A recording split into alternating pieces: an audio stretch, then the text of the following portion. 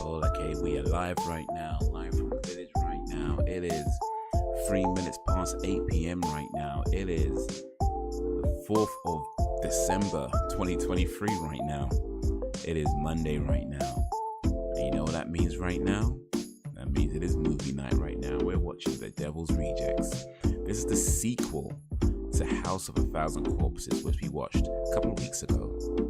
Now it's the second in a trilogy, The Devil's Rejects. I'm watching this on Amazon through the Shudder service. If you have Amazon or Shudder, you can watch it there.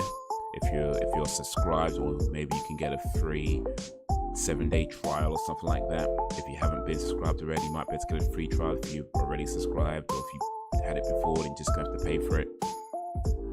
Or if you got it on DVD, or if you got it on Blu-ray or VHS on any other format, however you got it, get it ready on zero.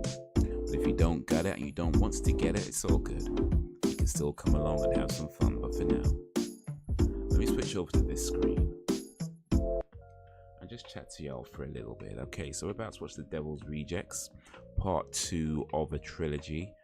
House of a Thousand Corpses being the first movie which we watched a couple of weeks ago. And then the next movie, well, this is the next movie. The next movie after this is called Free From Hell. Yo, Belgian Dan, the man. What up, Belgian Dan? The BD and the place to be. How is ye? With the splits in the profile pic. Man. That, you know, I kind of realized I probably lean a bit too far forward. Because I feel like if I'm all the way down here, it looks like I'm maybe just eating or something like that. But yeah, let me sit up straight. Let me sit up straight. But yeah, how's your day going? How's your day been? Appreciate you joining the live stream.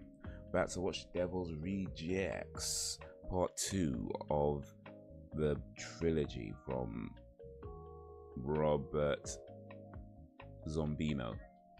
Heck yeah, I'm doing alright, man. I'm doing alright. Let's see here. What did I do today? Did some driving work in the morning. And then I did some walking. I walked about 4 miles. Did about 4 miles worth of walking. Which is pretty cool. Use it to do some run some errands as well in the local area, you know. So took some stuff to the post office, and you know, did a little grocery shopping as well during that walk. So you know, try to be productive. It's good to try and be healthy and productive. You know what I mean? Because there's got to be a point to all this. You know what I mean? There's got to be a point to being healthy and trying to stay active and stuff like that. So yeah, try to do that. Yeah, indeed. We going okay here, bro. Nice, man. That's good to hear. What else? Did a little writing. Although I feel like I don't want to say I'm stuck with my writing, but I'm writing. You know, I'm doing the Scream 2. Why Scream 2 is trash. I'm writing that video, and I'm at the sort of the end part of that video, or end part of my writing, where I'm just kind of writing up my sort of summary of it. I want to say I'm stuck in terms of what I want to write.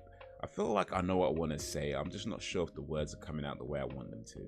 So hopefully that's something I could kind of get past. But yeah, that's where I'm at with that. Had a little takeout lunch at a place called Grizzlies. And it was alright. I think I've had their food before. I can't really remember though. But yeah, I mean, it was alright. I mean, it was fine. It was good. It was nice. It was, yeah, you know. Not bad, but yeah, all in all, pretty decent day today. Pretty decent day indeed. Got some stuff done. You know, did a little work, did a little projects, had a little fun, got a little active. So yeah, did quite a lot today. Or a lot for me anyway.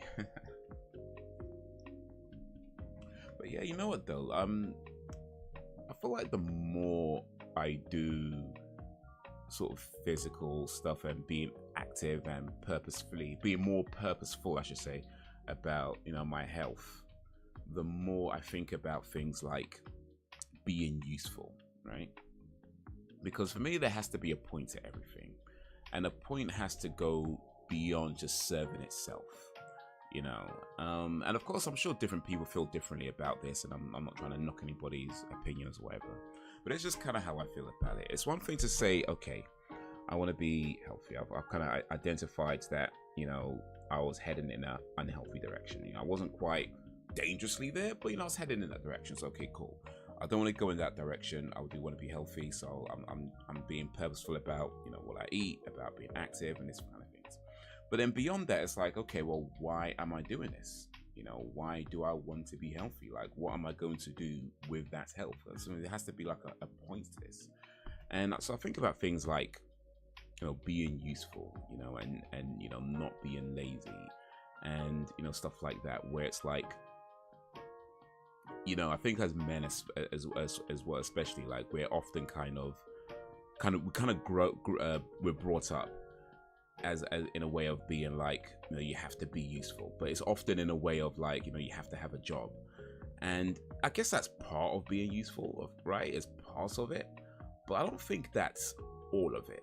And certainly I don't think it's the most important part of it, because again, like, why do you have a job? You know, what are you doing with, you know, the money that you make? What are you doing with the work that you do? There has to be a point just going beyond just doing the thing. So yeah, there's something I think about, like being useful and just trying to not, I mean, because of course you need to think about yourself, and of course you need to prioritize yourself, right? Because you're always going to be the most important person in your life. But at the same time, it's like you do have responsibility for, you know, yourself, but also the people closest to you, you know, the people you care about, like the people that care about you, like the people who are close to you in your life. I think you have responsibility to the community that you live in, like it's kind of the, you know, the general kind of local community that you live in. And then beyond that, we have a responsibility for like society in general. So what are you doing with these things that if you're learning things, again, it's like learning, for example, like you can learn a bunch of stuff, but then what are you doing with it? You know, you could get really strong and, you know, all that kind of stuff. Okay, but what are you doing with it?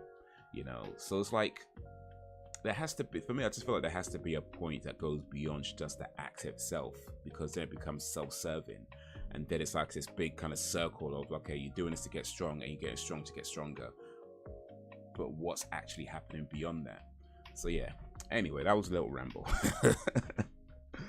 That was my mini ramble about stuff that I think about that I don't know if anybody else even finds interesting or not, but yeah, my mini rant, my mini ramble. What up, Sam? Sam being the place to be. How is ye? It is interesting, yeah, indeed. Indeed.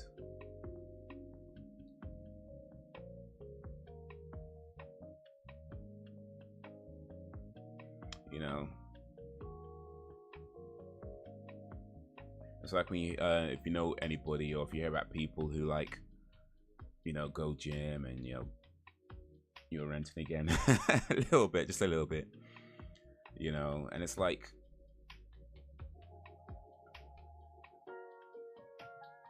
when people sort of talk about how much they bench press and that kind of thing, and they talk about, like, you know, big weights that they bench press in, and it's like, okay, that's cool, right? That's cool. You can bench press a lot, that's cool.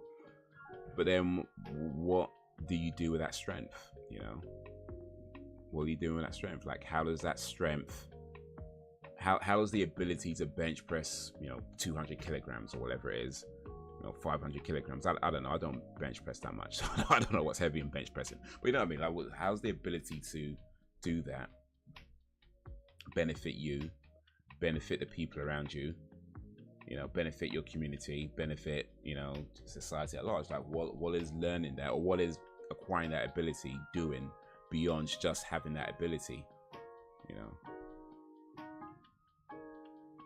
So yeah, people lift big weights, but, you know, can't help their mum with the shopping or something. So that's lame to me. You know what I mean?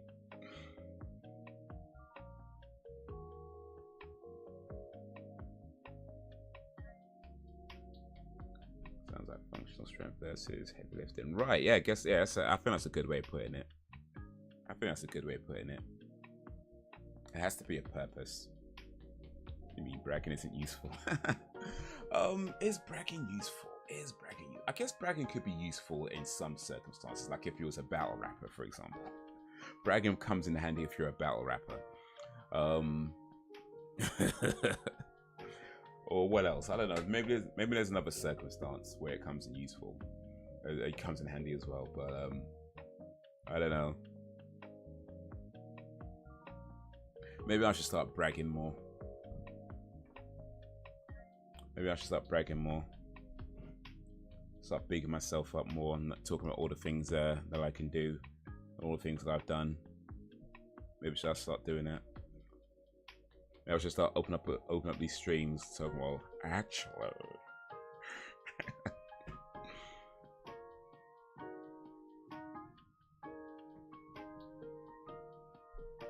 nah, I don't know. I don't really like bragging to bragging. Well, that too, but I don't really like bragging, to be honest. It just feels weird to me.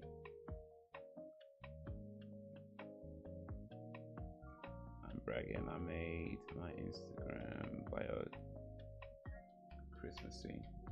Okay, cool. I'd have to check that out. I can't do it now. Oh, can I do it now? I think I could do it now. Actually, let me see real quick. I actually block when I use social media because I was on it so much, but I think I still got time before the block kicks in. So let me come check out your Instagram real quick before the block kicks in.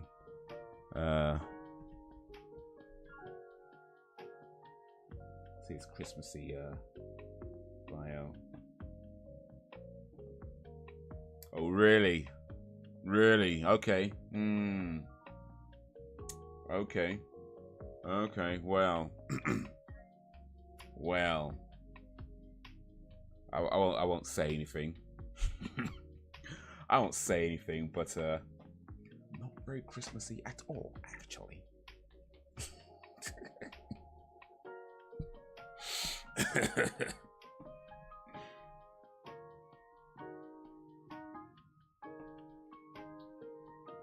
But well.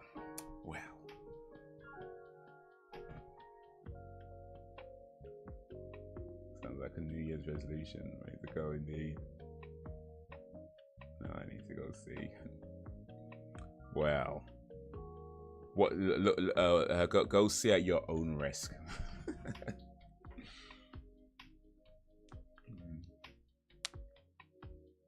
Yeah, my New Year's resolution: brag more and boast more. That's my New Year's resolution.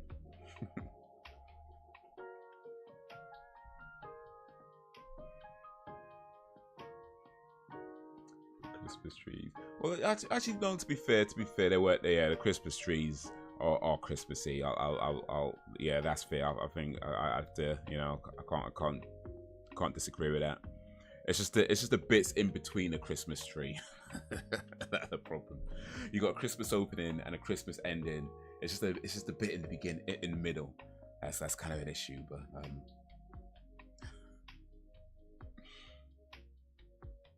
10 would read again.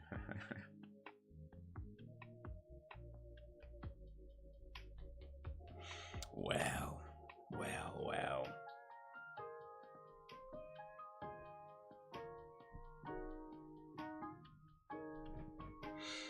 Yeah. Some people have that opinion. They're wrong, but you know. Like, everyone's entitled to their opinion. Everyone's entitled to their opinion. Even if it is a wrong opinion, everyone's entitled to an opinion. Maybe I should make a Christmas movie one of these days. I should become a film director and make a Christmas movie and call it Hard to Die. Call it Hard to Die. It's about a man trying to leave his family.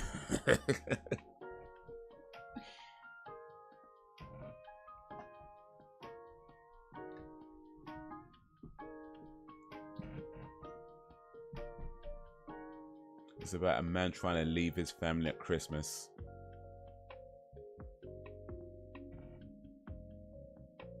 But it turns out his family are terrorists or something. I have to think, after like kind of figure out the details. You know, all you Scrooge that knows. Bah, humbug.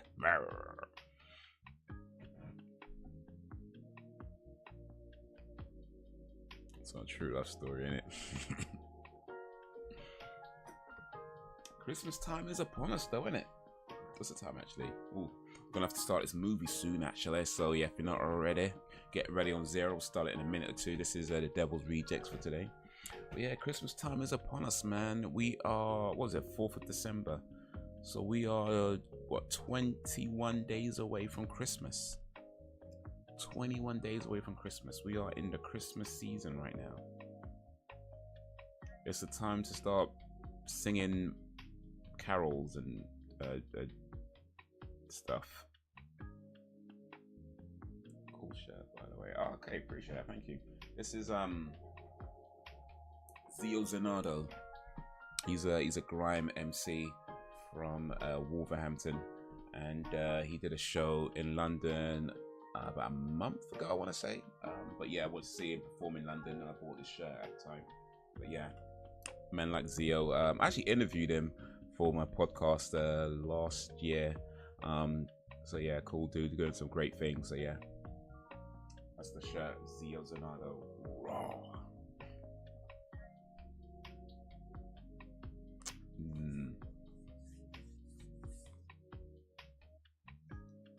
But now we're about to watch part 2. Actually, what's this trilogy called? Because part 1 is called House of 1,000 Corpses. This is called the Devil's Rejects, and then there's part 3 called Free from Hell. But is there a name for the trilogy? Like, you know, some trilogies have names, like, you know, the Cornetto trilogy, or I don't know, the whatever trilogy. Like some movies have trilogies have names. Does this have a name for the trilogy? Because we're about to watch the second part of it. So let me switch over to this screen, and hopefully y'all ready on 0, because we're about to start the countdown. Countdown goes 3, 2, 1, play.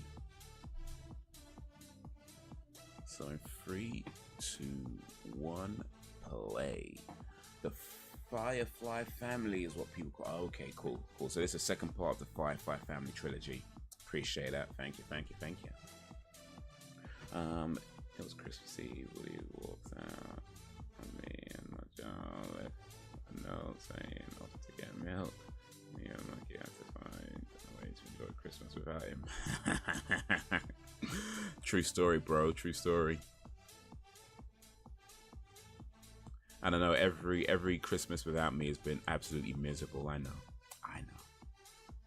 It's just not possible to have a good Christmas if I'm not there. I know.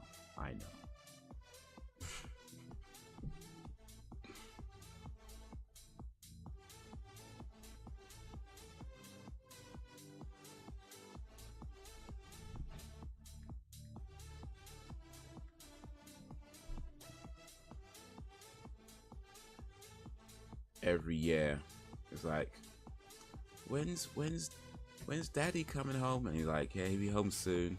You just can't have a I know.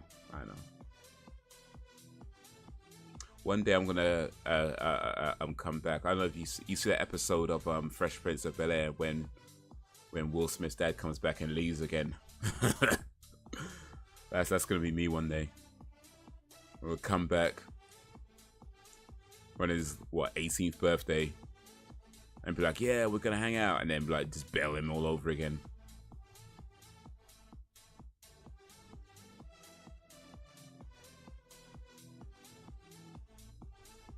I found my long lost brother, so it wasn't all bad. Long lost big brother.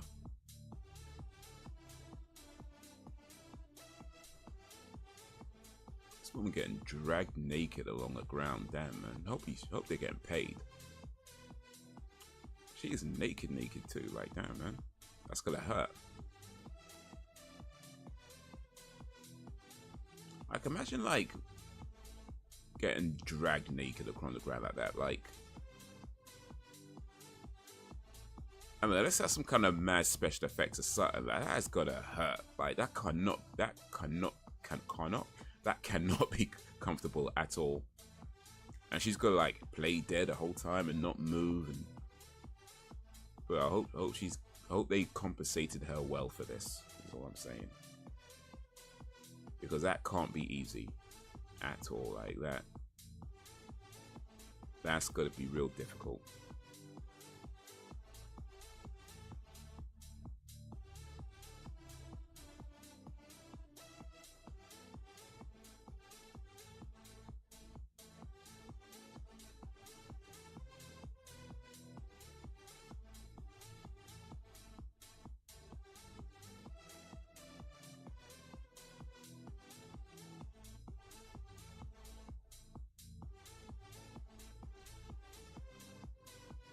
Maybe drugged. Oh, you know what?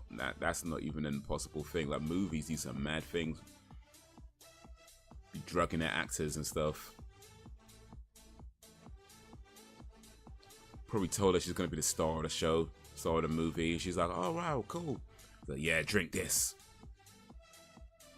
Drink a little of this, smoke a little of that.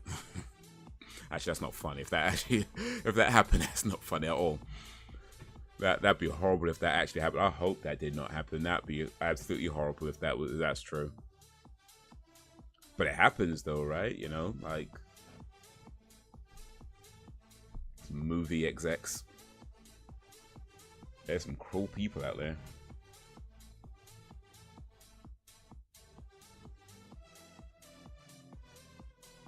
Sounds like a Cosby special.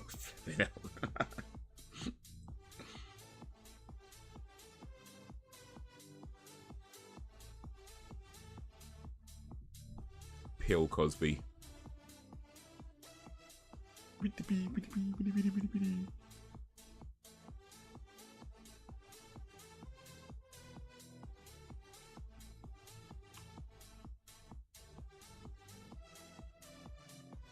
By the way, wait, if I was paid well, I could live with it. Okay, here's a question then. How well do you have to be paid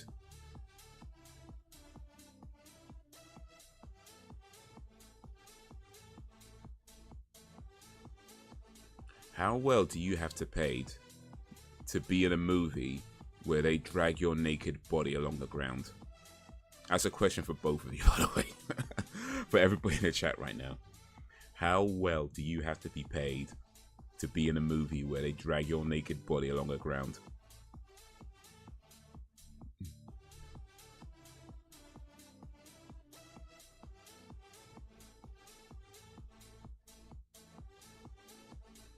A few grand? Oh, come on. Come on.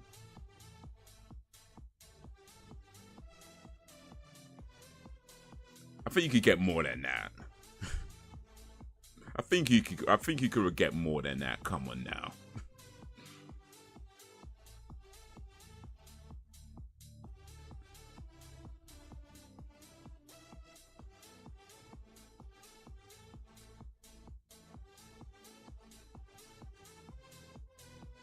Oh, they're surrounded.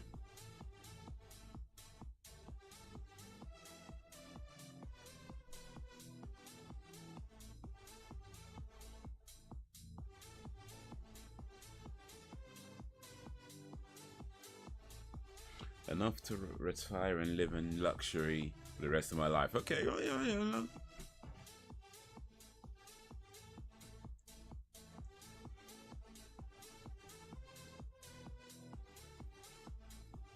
A few to you might be different to me. Okay, no, that's fair. That's fair. That's fair. Because when you say a few grand, I'm thinking like, I don't know, maybe 3,000-4,000. That's what I'm thinking.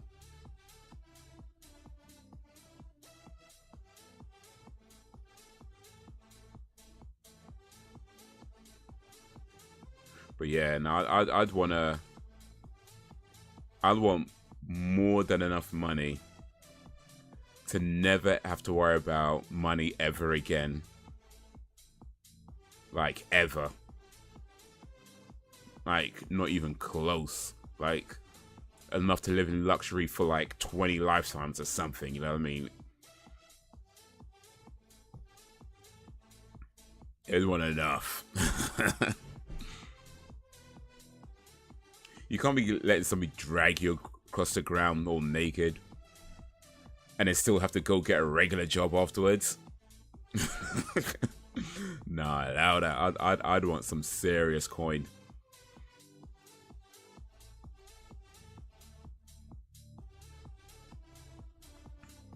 Oof.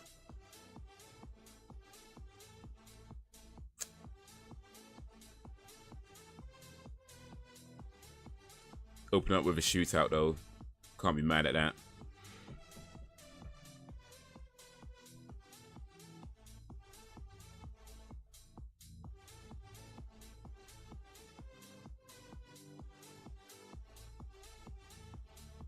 Oh, they ain't playing at all. By the way, so to get this movie, I had to get Shudder, the service, the Shudder streaming service, for the month, because I already had a free trial, I guess, some time ago. Anyway, so I've got Shudder for the month. I paid my $4.99 to have it for the month.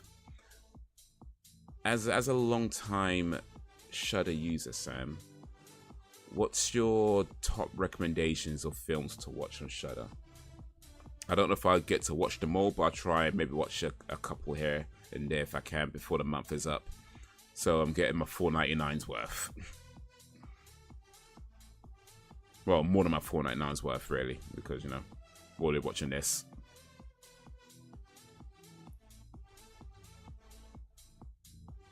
Makeshift bulletproof vests, damn. They came prepared.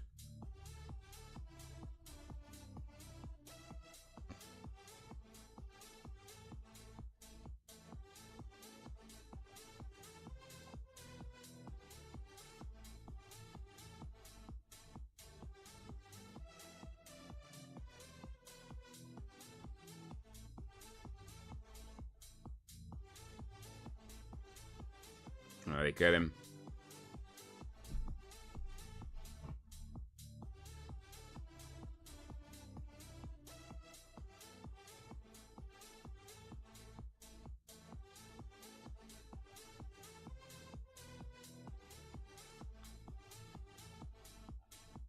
Oh, he dead. That vest was not enough.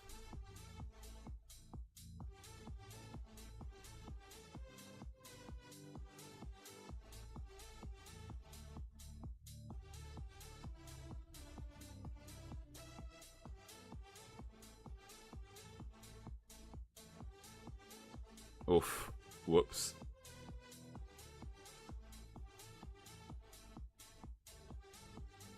She tried to shoot herself. Oof.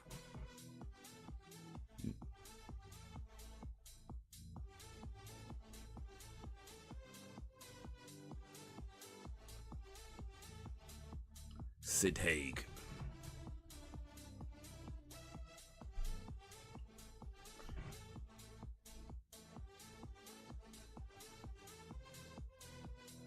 Sadness. Okay, so that's one move, the sadness, and he give me. Okay, cool. Let me write that down real quick. The sadness, and then some more recommendations to come later. No problem. Appreciate that. I'll keep it right properly though.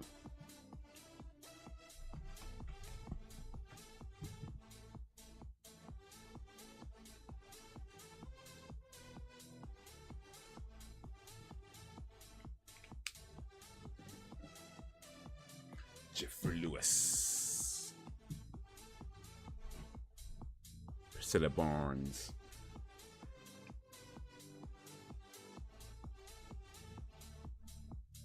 and William Forsythe.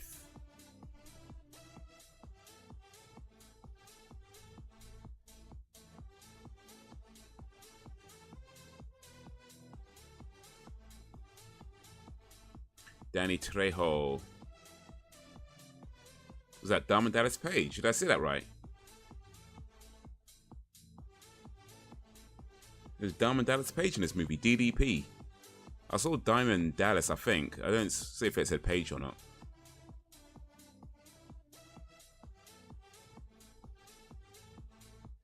Oh, it was a trap. He is. Oh, nice. Former pro wrestler, Diamond Dallas Page. Turned yoga instructor, DDP Yoga.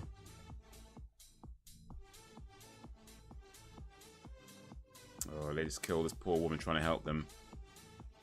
Stops in good faith and they just kill her. These are not nice people.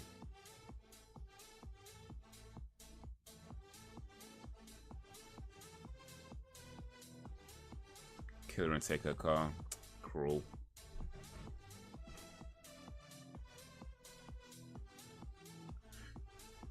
Diamond Dallas Page, he started pro wrestling, if I remember correctly, I think he was in his like mid to late 30s when he started pro wrestling. So he actually started professional wrestling at a time when a lot of people would be looking to, you know, wind down their career, and he's just started at that age. But he did it, and he did pretty well, and he had a good career as a pro wrestler. So yeah, big respect for DDP.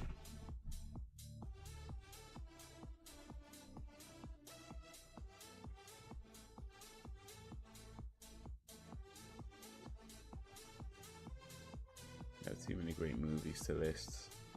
Yeah, I did have a look around before, and it had some stuff that I might try and check out.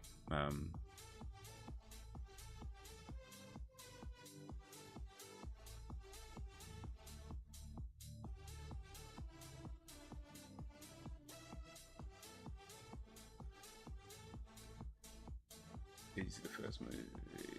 They are definitely not nice people. Well, yeah, true.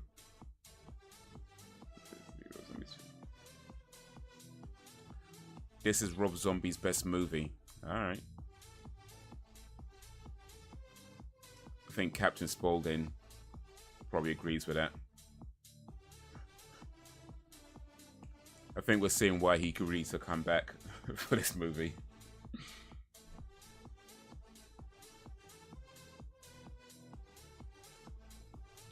Their pro said, we're going to pay you less, but you get to do this. He's like, yeah.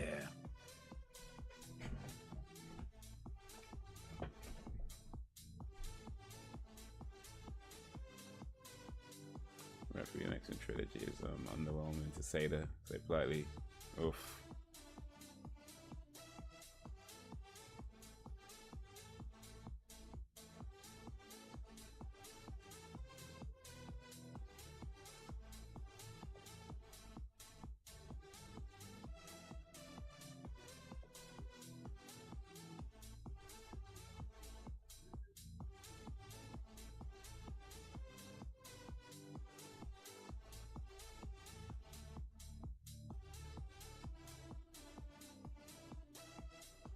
Yeah, just shoot him.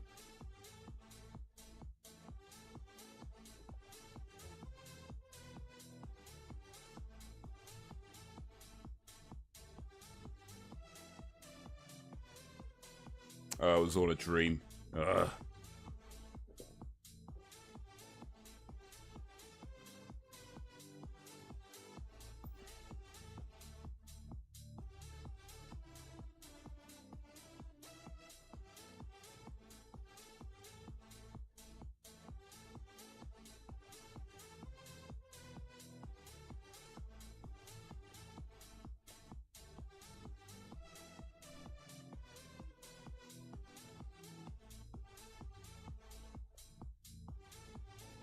Yeah, so apparently, I guess they couldn't keep the momentum going.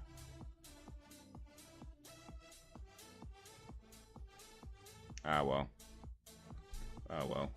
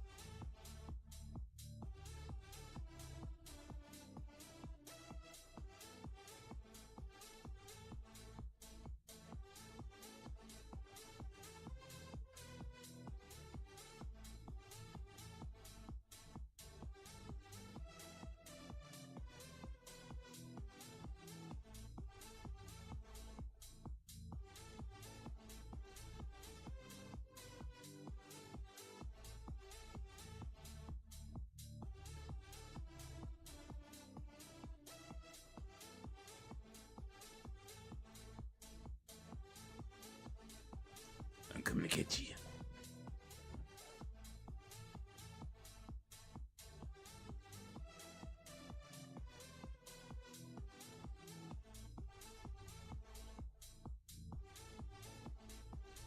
Alright, don't gotta be rude to her like that.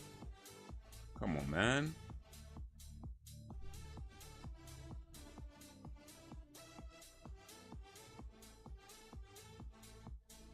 Man, this poor girl.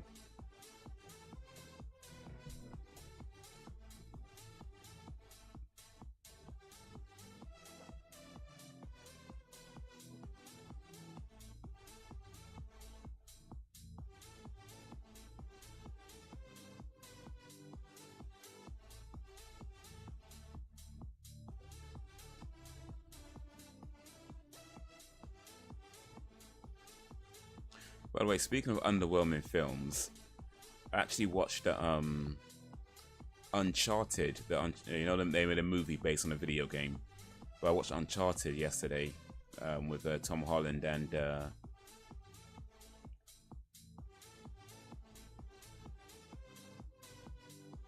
damn it, forgotten his name.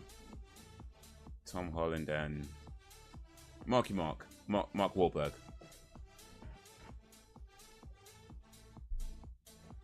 And you know, I thought it was okay. Like, I know a lot of people hated that movie or didn't like that movie. I thought it was it wasn't good in that traditional sense, but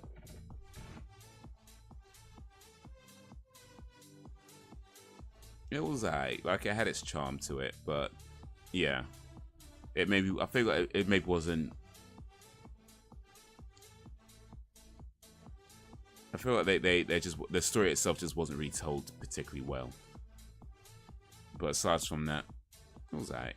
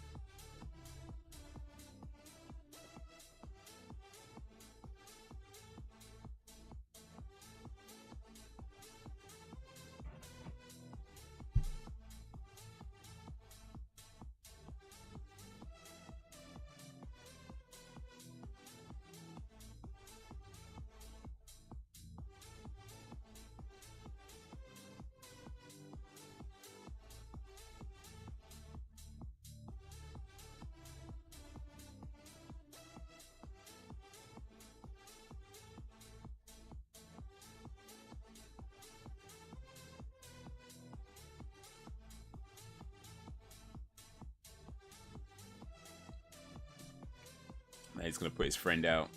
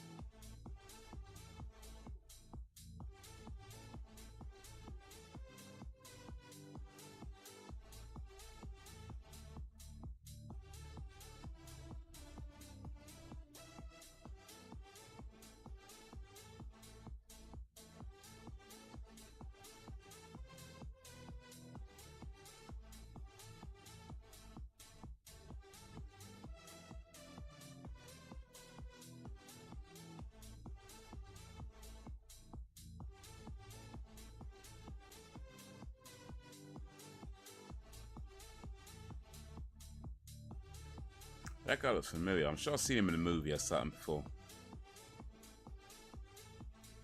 I think he was in Double Impact. with Jean-Claude Van Damme. Like he played like his the guy that looks after him, the guy that raised him. I think that was him.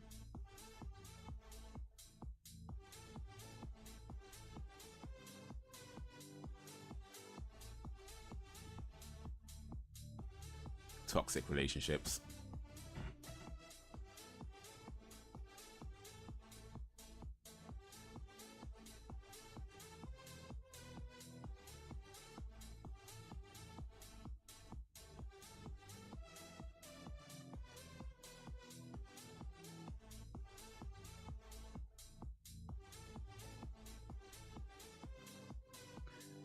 Yeah, that's the one where he has a twin.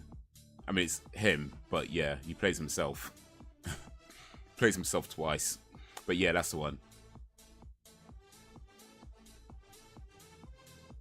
Where one twin was raised in Belgium and the other twin was raised in America.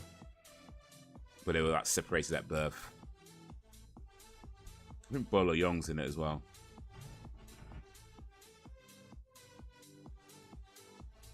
Double the Van damage. Yeah. And this guy with the beard, I'm sure I've seen him in something before as well. I can't place him though. I feel like I see him in a show or a TV show or a movie or something. But I just can't place him right now.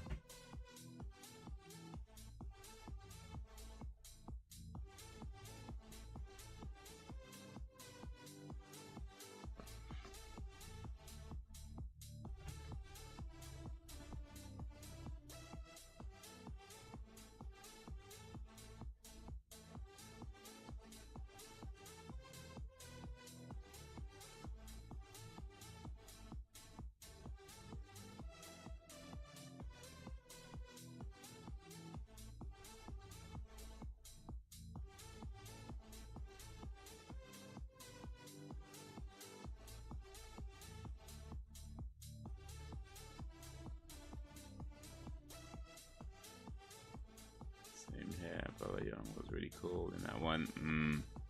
That was a cool movie though. I haven't seen it for ages, but yeah, that was a cool movie.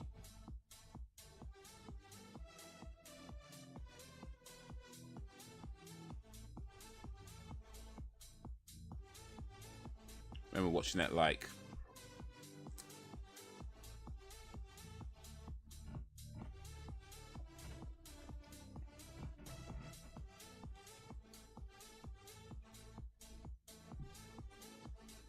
I remember watching it on VHS, like I rented it.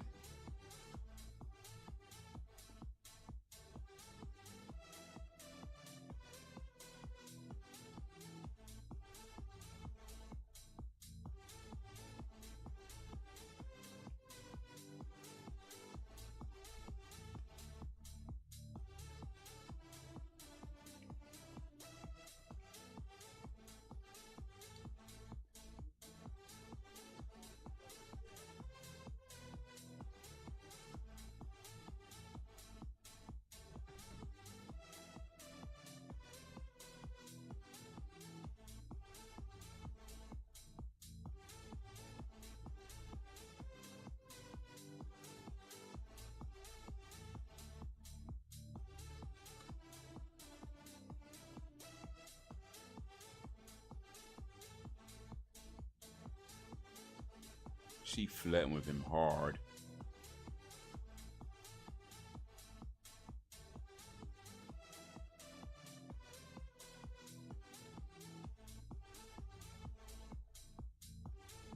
Roy got, man. He got enticed by the lady and then got.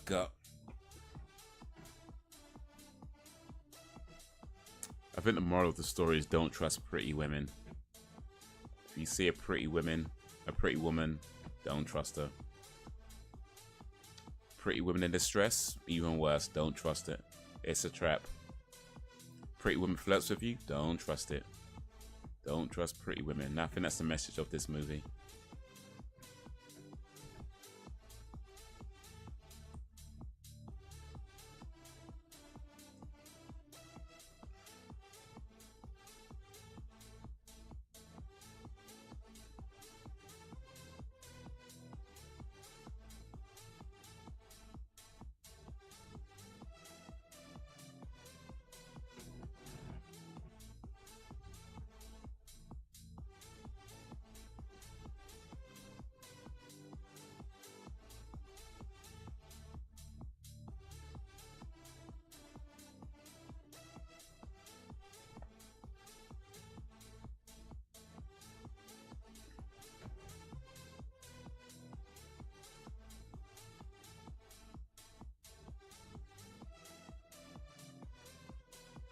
Oosh.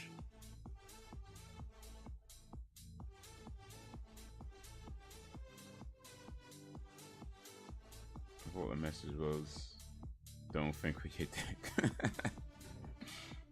Well, yeah, I guess that too.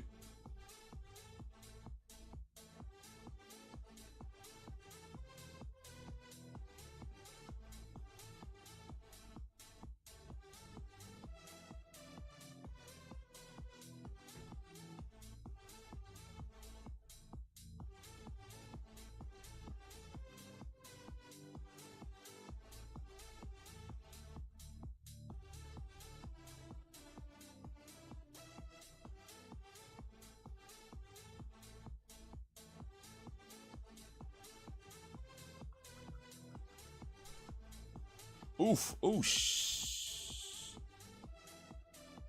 Oh, mate.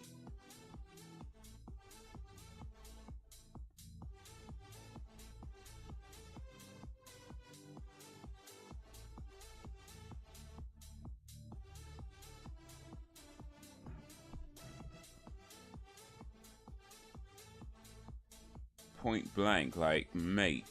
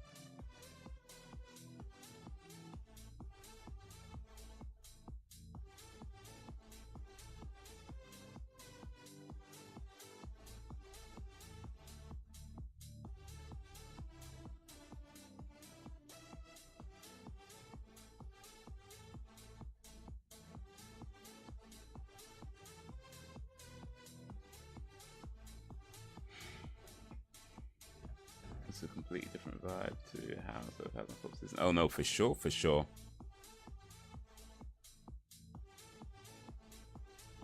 Like, this is...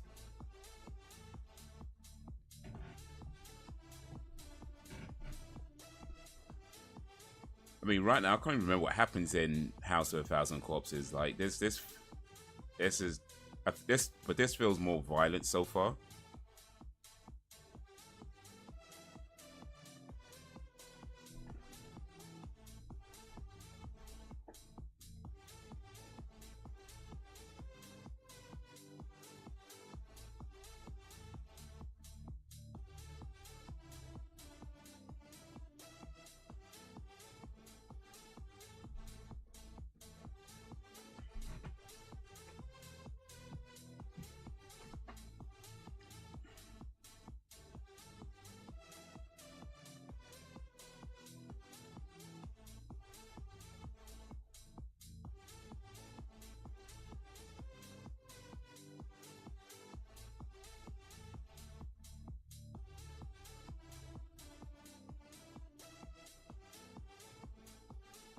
I've heard that quote before. That's what movie is that from? The next words that come out of your mouth better be some brilliant marks. But it's from a movie. I mean, not this. Well, I don't know if it. What year was this movie? You know, I've heard that quote before. I've heard that quote before.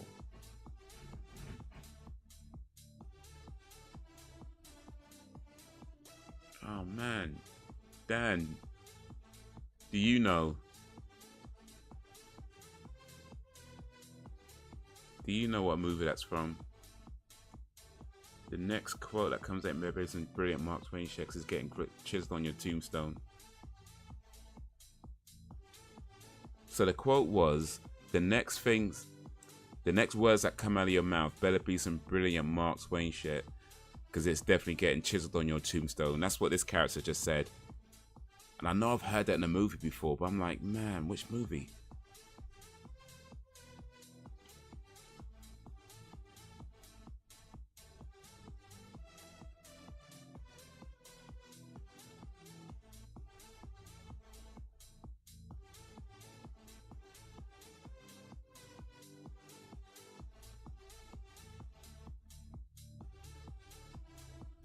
This is so cruel though. Ugh. Oh, mate. This is so cruel.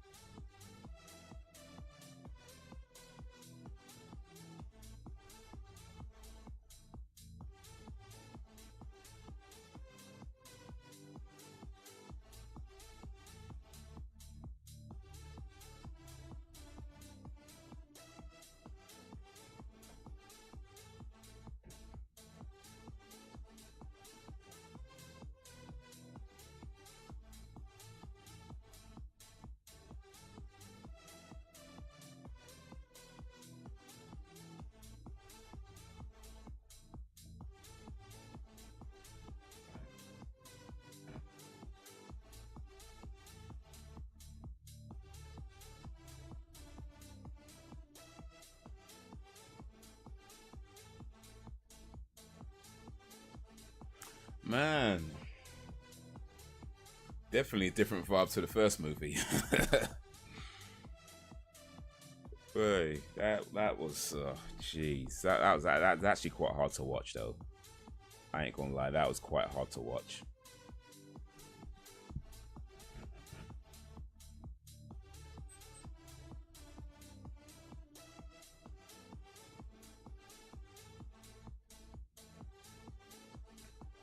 I can't seem to recall. Too tired. Nah, it's so good. I'll have to look up a Saturn, but I know I've heard it before somewhere.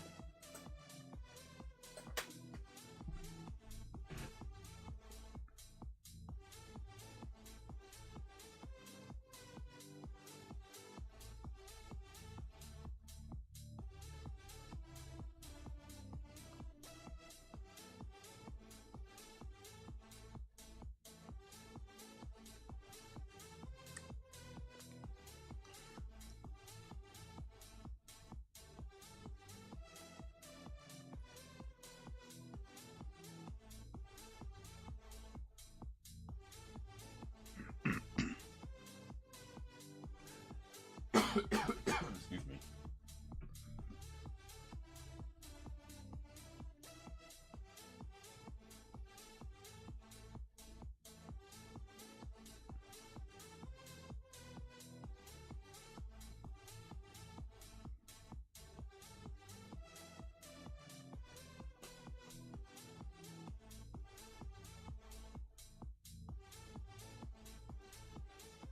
If that was your wife, would you just sit there? Depends how much I'm getting paid. You know what? I guess the truth is, like, you never know how you'll behave in a situation until that situation happens, right? But I'd like to think that I wouldn't just sit there. You know, I'd hope. I mean, well, first of all, I hope that never happens. Right? But if it does happen, yeah, I'd hope I'd have enough courage or whatever to stand up and say something and try to stop it, even if it means getting killed in the process. You know.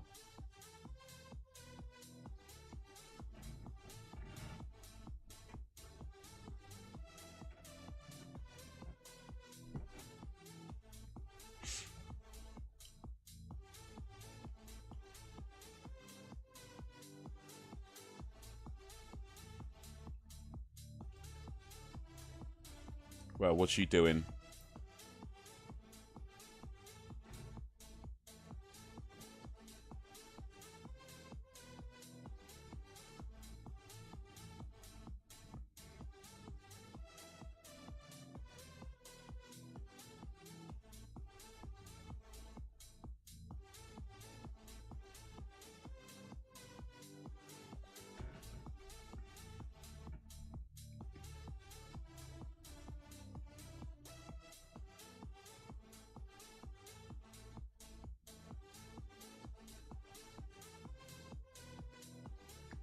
Oh, this guy's got a personal vendetta.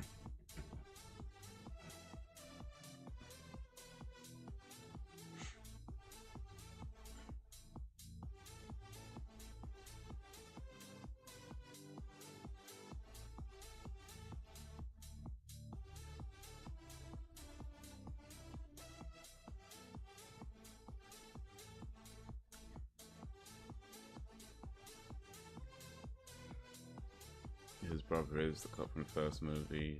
Oh, okay, that'd explain it. That would explain it. Appreciate that.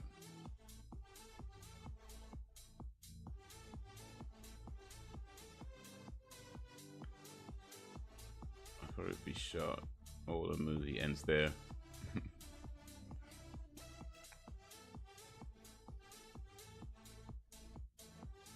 Yeah, so things like I feel like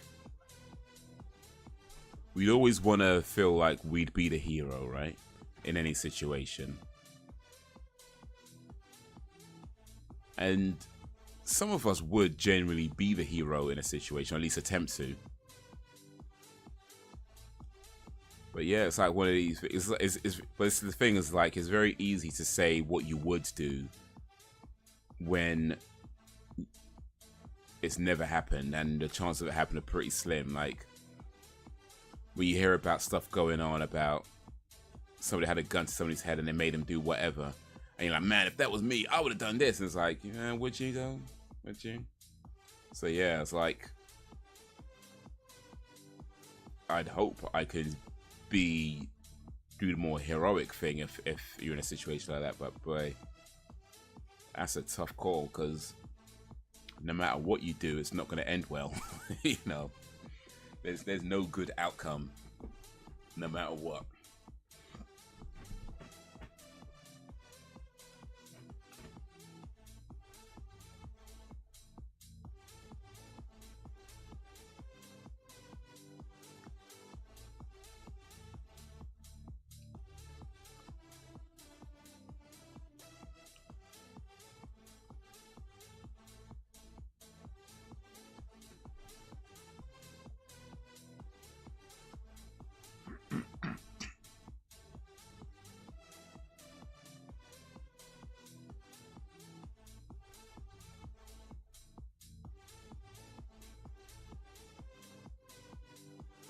That's rude.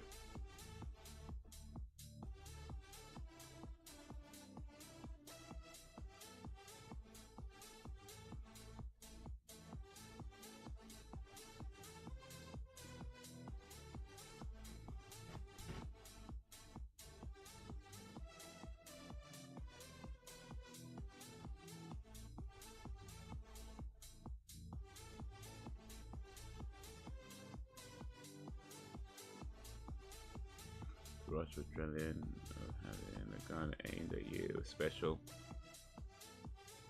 Okay, is that something that's happened to you, Dan? Or I mean, if you'd rather not say, that's cool. Like that, that's fine.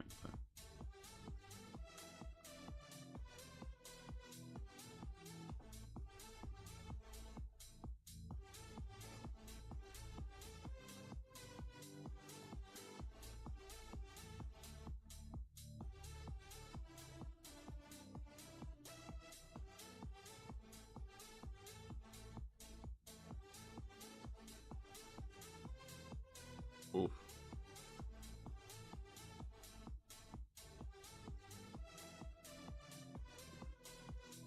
Oh, come on.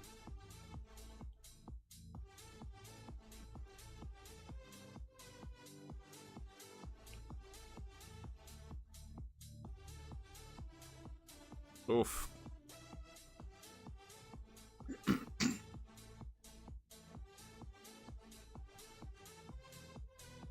Oh, damn, man. He tried, though. He tried. He tried to do something.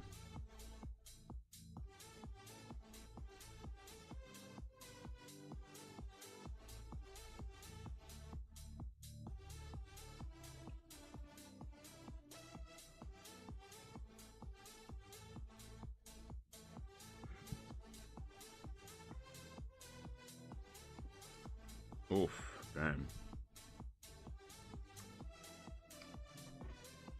I'm saying it is. I may still remember the first time someone may have aimed the shotgun at me. Man, sorry that's happened to you, dude. That's...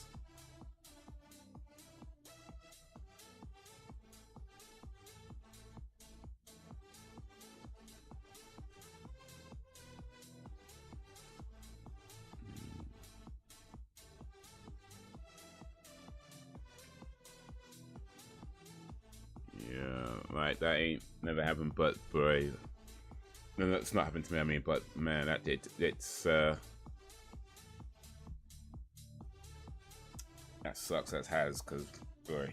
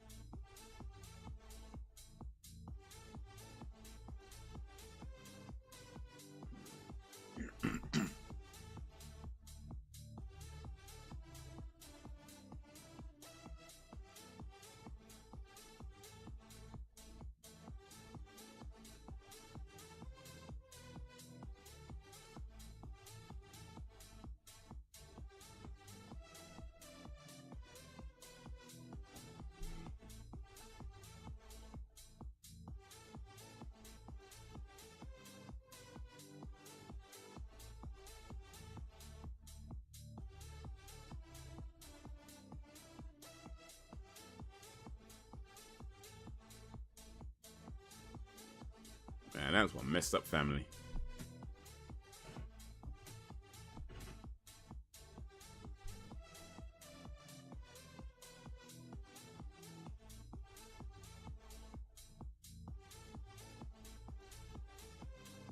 Yeesh.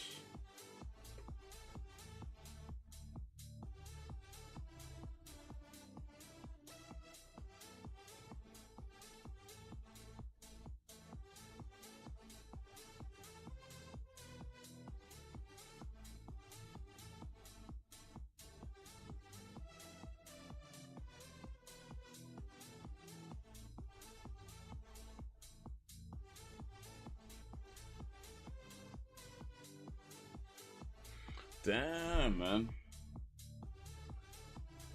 Yeah, I think it's fair to say this movie's definitely turned up the violence. Unless I'm just forgetting a bunch of stuff from that first movie. This film feels like they've turned the violence all the way up. Like they put the violence on 11 on this movie.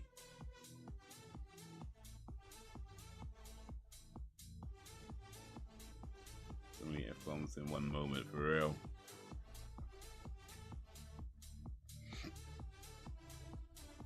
Turn up to 11. Yeah, you know that one. You know that you know that reference, Dan. I know you know that reference.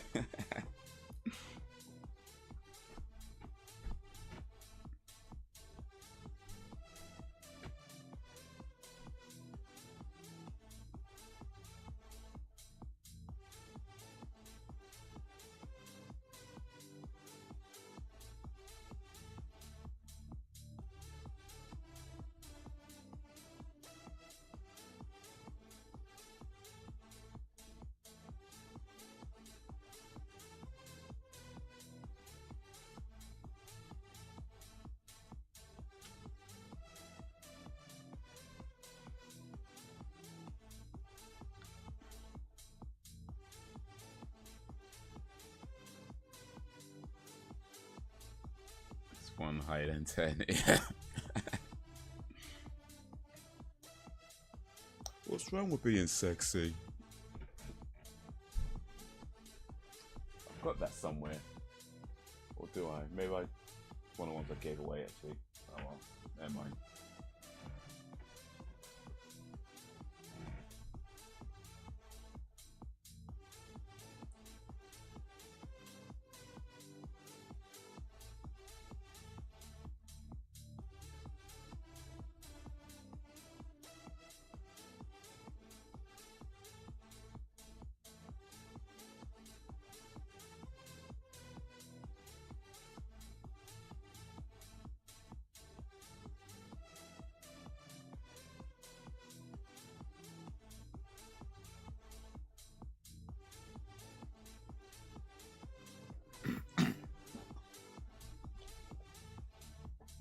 What's she gonna do? What's she gonna do?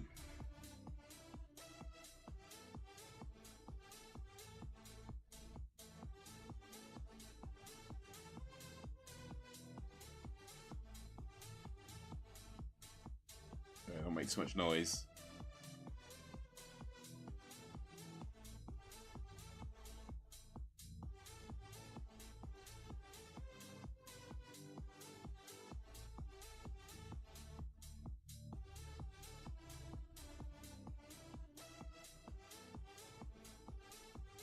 Shoot her. Shoot her. Just pull the trigger. Pull it.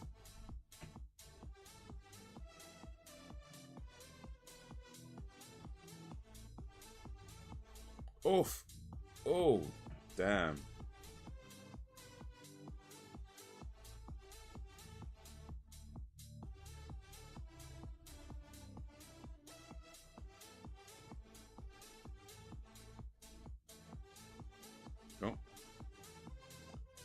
Thing is, pulling out the knife would actually make it worse.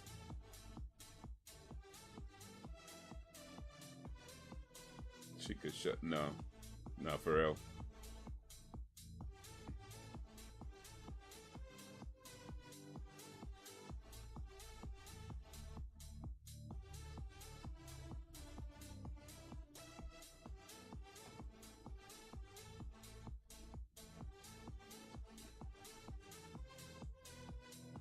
Right in the chest.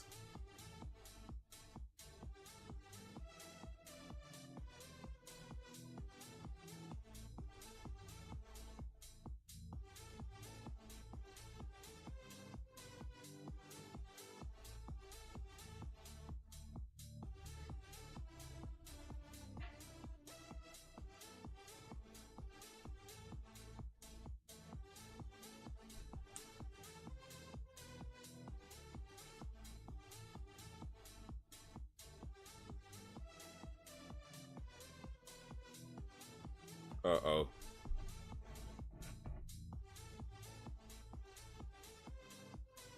Just when she thought she... Well, you can never trust a clown, really. You can never trust a clown. Don't trust pretty women, don't trust clowns. Like that's, I think that's the motto. I think that's the moral of the story. Don't trust pretty women and don't trust clowns.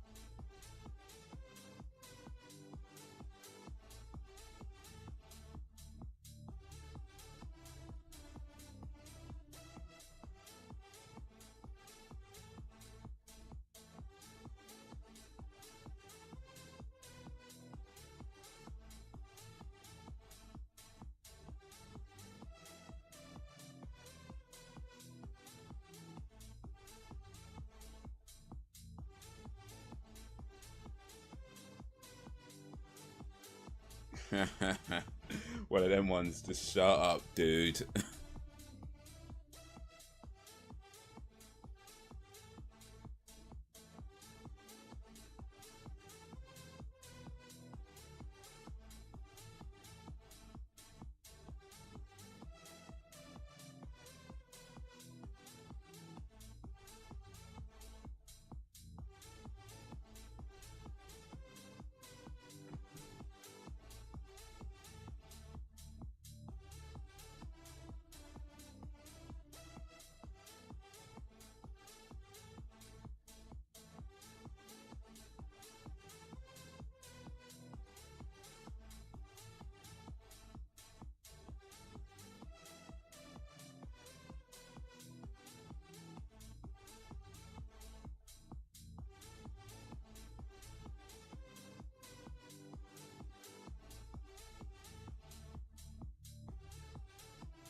Okay.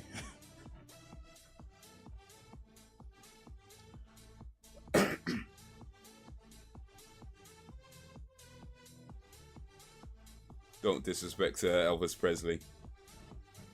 Got a Groucho Marx fan and a Elvis Presley fan, and oh jeez.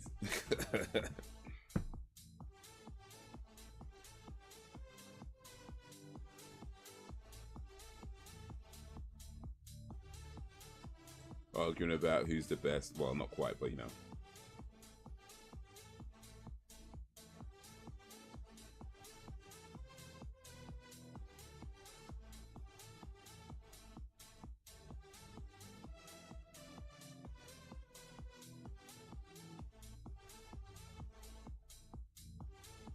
He just put a dead man's face on his face.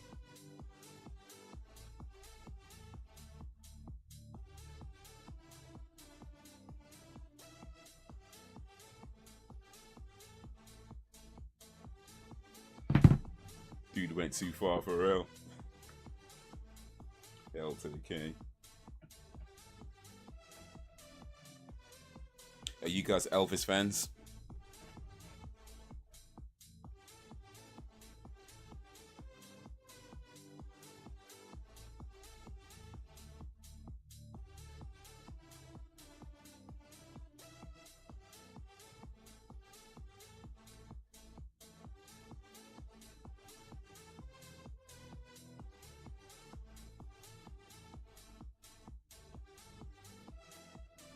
Oh, he's gonna put the dead man's face on her. Oh, jeez.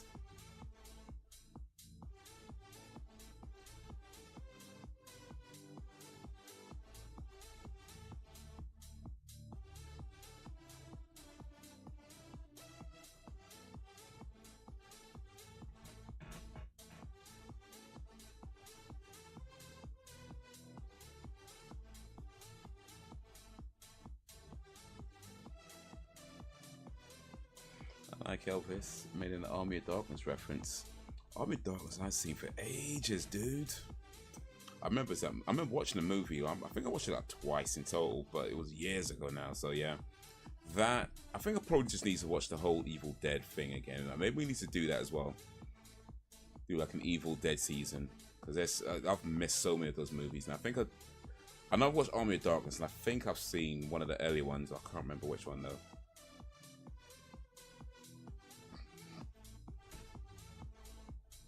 I'm a fan. I like some songs. My family are big Elvis fans though.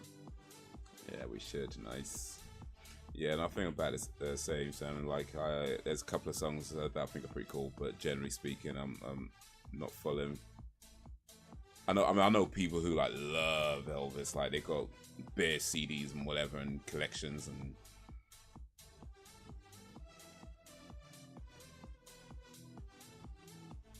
Mate, imagine coming. Oh, that is gonna be traumatic.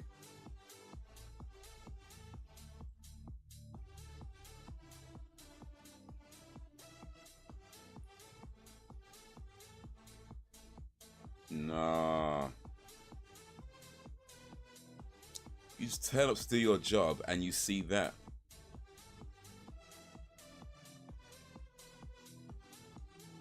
Nah. What kind of sick freak even thinks of this? Was it Rob Zombie wrote this? Rob Zombie is a sick freak. But I guess it's better to be a sick freak and, you know, put your sick freak stuff in a movie than to put your sick freak stuff in real life. Oh, no. Oh, close. Oh, uh-oh. Oh, damn it. Damn it, man. She ain't deserve that. Oh.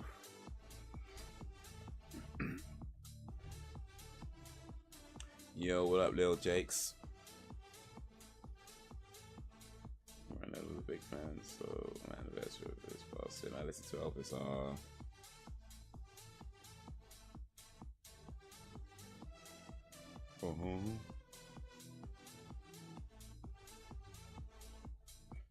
I actually got an Elvis album on vinyl. I think I got 2 Elvis albums on vinyl actually. One's a best of vinyl, though, I think. Little Jake's in the place.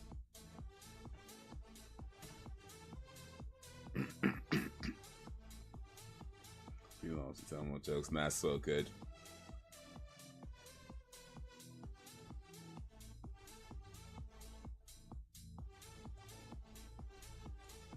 All I'm gonna say, Little Jakes, if you have trouble watching Martyrs, don't watch this movie.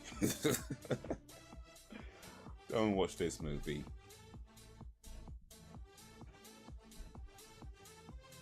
Ugh.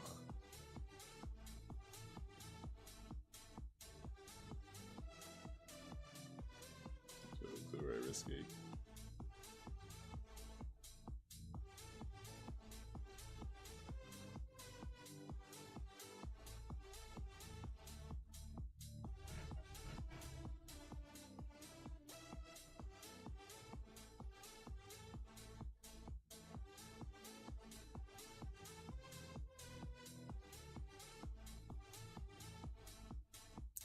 You call it useless. That's rude. You watch this movie? Oh, you've watched this? Okay. In that case, Martyrs is going to be tame for you then. Like, there's, you have no problem with Martyrs. If you was able to get through this film, Martyrs is like a children's movie. That is Danny Trejo.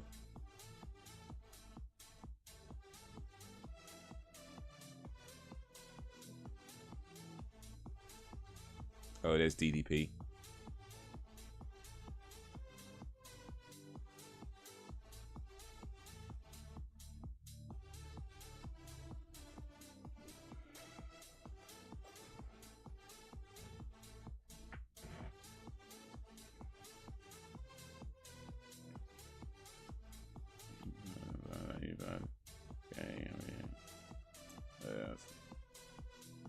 I did 10 days straight. This is my last day. Can't wait for a break. 10 days straight working? Damn, man.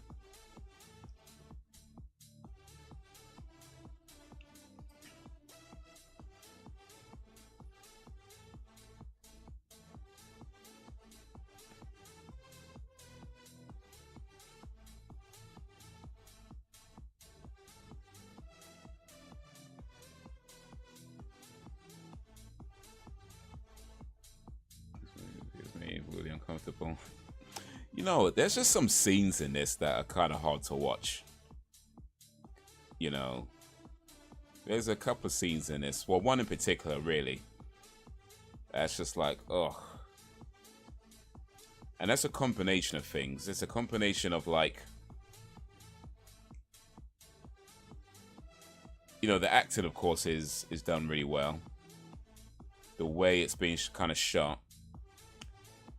And just the kind of harrowing nature of what's being portrayed. And even though they're acting, you know, they're still doing that, right? They're still holding a gun like that to a person. So yeah. Oof. Yeah, few scenes, but one in particular. But yeah, I can see why people say this is his best movie, because it definitely Definitely hits. Definitely hits. Maybe a little bit too hard at times. Maybe just a little bit too hard at times, but it definitely hits.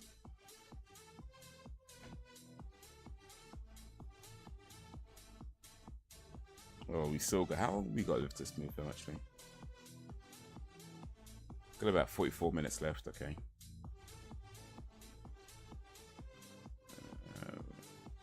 Couple of days, 12-hour shifts, 12-hour shifts, 10 days in a row. Damn, man, you must get no sleep. Enjoy some family time, yeah, nice. Yeah, especially Christmas coming up as well.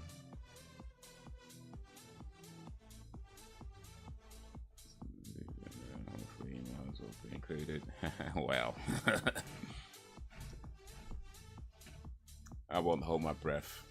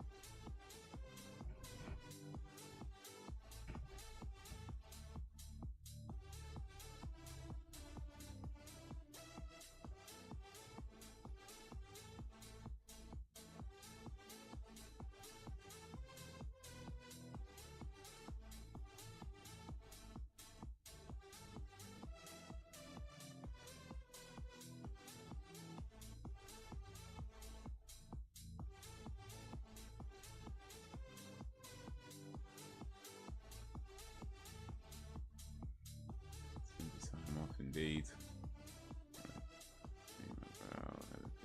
Going to a virtual reality place. Sounds fun. To wear those crazy glasses. Okay. Yeah, with the whole headgear thing. Yeah, yeah.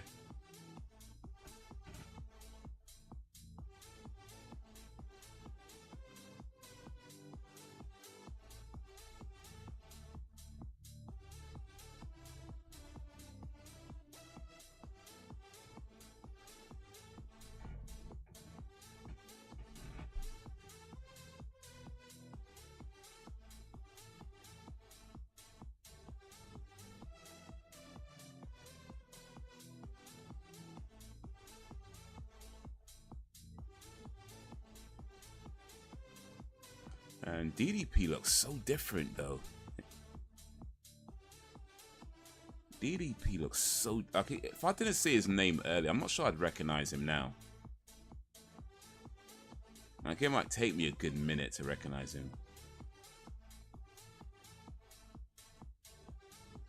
Have you guys done VR before, virtual reality before? I tried VR some years back. It was like the Oculus and the Hive and that kind of thing. They had them on display at some place. At a convention or thing that I went to one time. And it was pretty cool. But, yeah.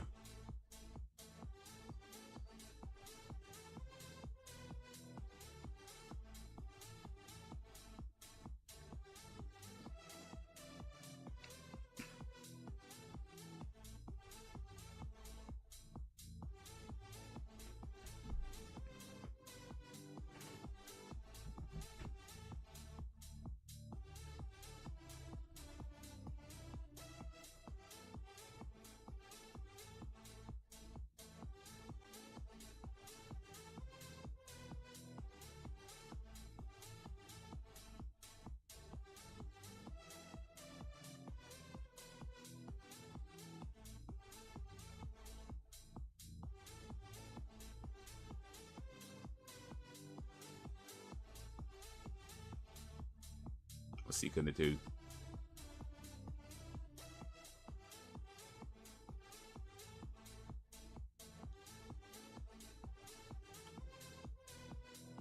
What's he doing?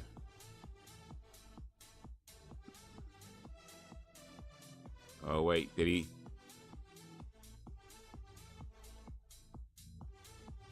Did he put a knife in her? I think he put a knife in her.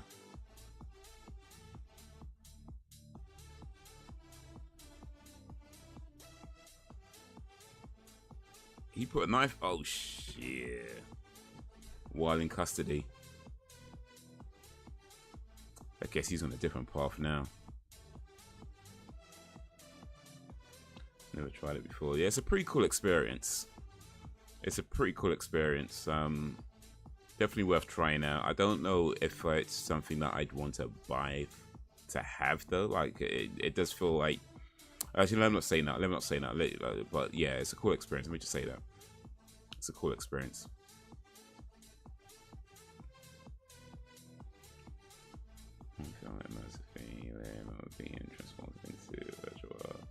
Like in the Matrix. Whoa, I know Kung Fu. Escapism. He was on pure vengeance for sure, for sure. Can't be mad at him though. I mean, especially these guys.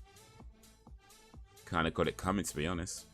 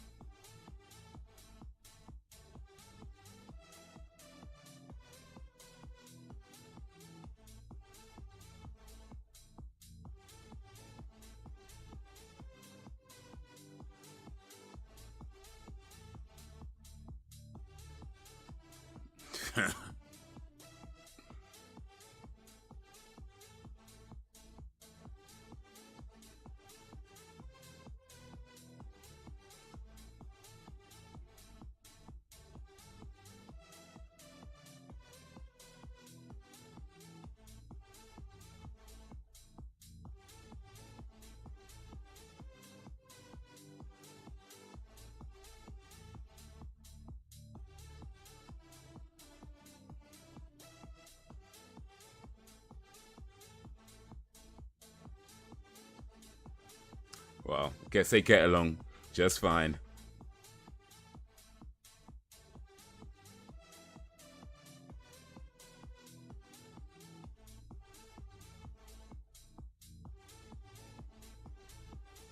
Yo, what up, Rex, baby?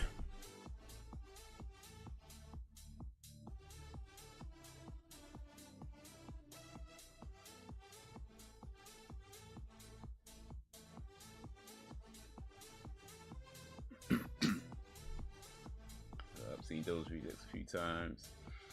Have you ever tried that recipe before? Are you done? There you go. Wood though. Yeah, it's worth trying. If you get a chance, it's definitely worth taking the opportunity.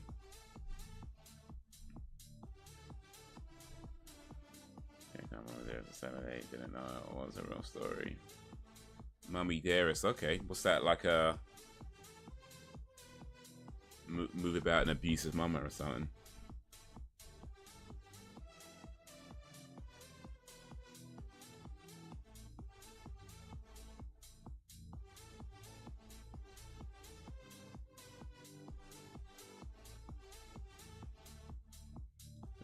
Remain in the sunken place, like get out. Now sink.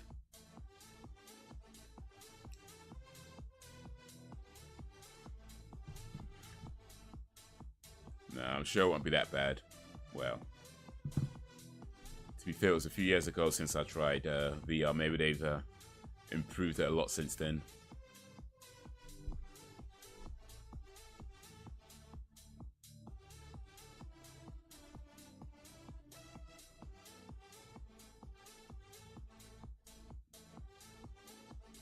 This is the Joan Crawford story. Okay, Joan Crawford, oh, the actress. Old school actress. Yeah, she was like an actress in the 50s, 60s, around that, I want to say. But yeah, she's in a movie called Whatever Happened to Baby Jane, a brilliant film. If you ever see that film, excellent, superb film. Whatever Happened to Baby Jane.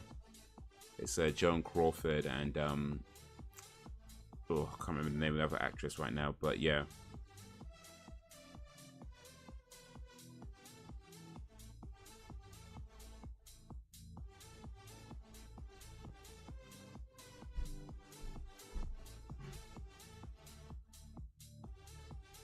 Bette Davis, that's the one. Yeah, Bette Davis. Oh man, we're talking. Like I said out. Well, I mean, the jokes you're telling the other day, so might have already happened. Just saying. Just saying.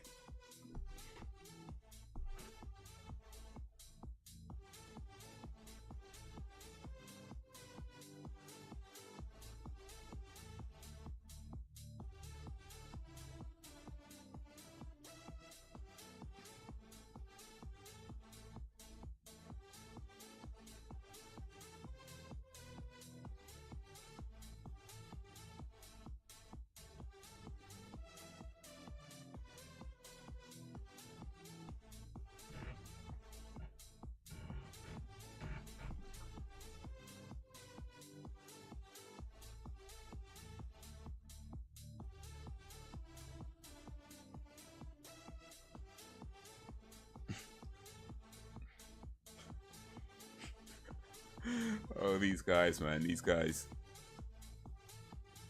Way back in the day, he was up to a few kids. I must have mind.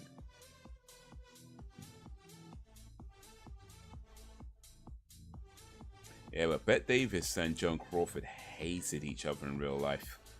Like on the set of Whatever Happened to Baby Jane, they would just do the most amount of crap to each other. Like,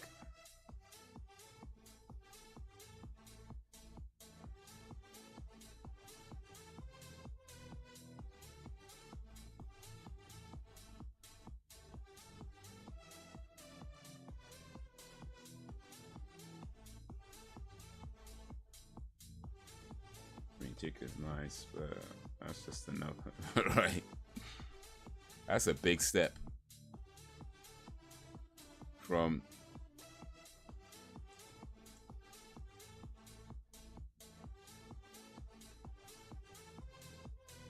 feeling a little horny to cutting off chickens' heads. And yeah, that's a big step. It's like a whole lot of steps before you get to cutting off chickens' heads.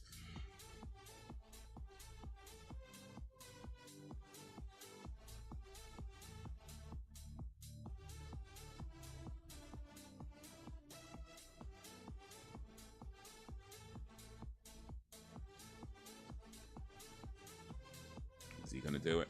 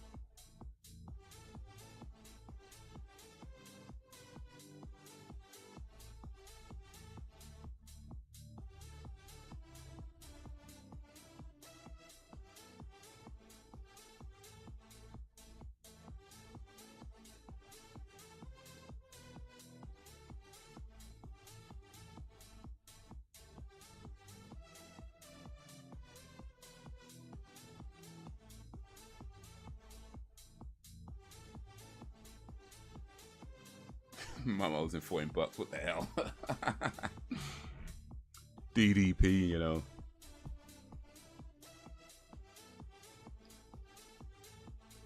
Meanwhile, this is way more disturbing than this, in my opinion. This is tame in comparison.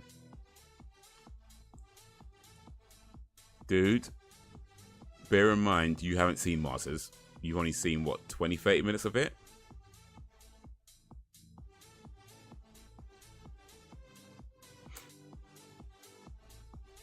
Actually, no, let me think about what I'm saying, because if you've seen 20, 30 minutes of Masters...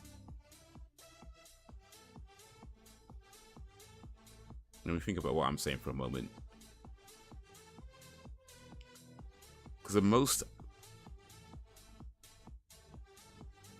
30 minutes of it was enough, trust me.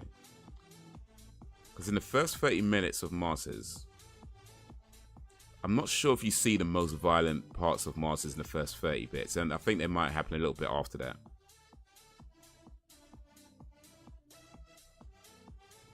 Like, I'm not sure if the... Like, the most... In fact, yeah, I'm pretty sure the most violent bit of Masters... It might... I can't remember if it's within 30 minutes or after...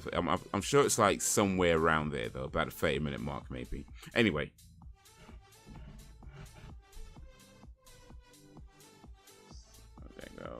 One person finds disturbing can be different from other stuff. So, oh, this is true. This is true. But the thing with Masters, and the reason why I feel like this is, because whereas Masters kind of deals with the aftermath, like a lot of violence is a result of what happened previously. This is kind of more in the moments of what is happening.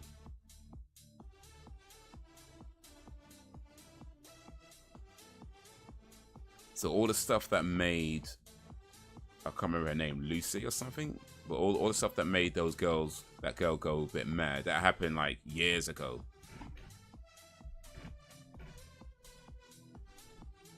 Whereas had that woman in this movie, the one that they put the mask on, the dead face mask on, imagine she lived and didn't get run over. Like, this is the event that makes her go crazy. You know what I mean? So this is like in the moment of that. Like the people that causing all the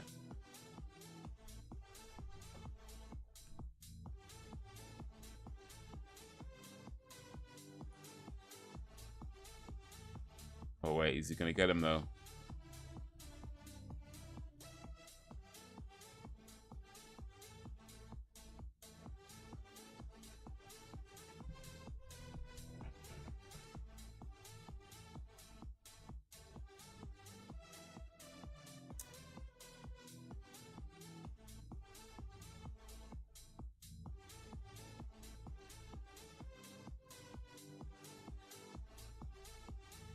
Is he gonna get him?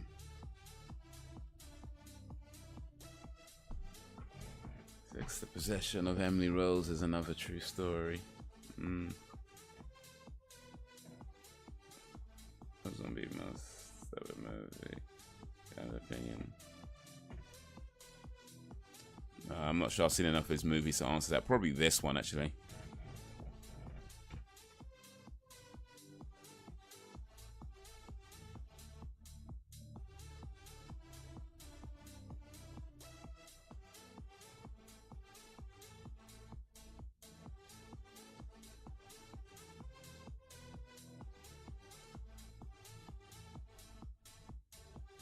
I don't drink some dirty glass that you just found.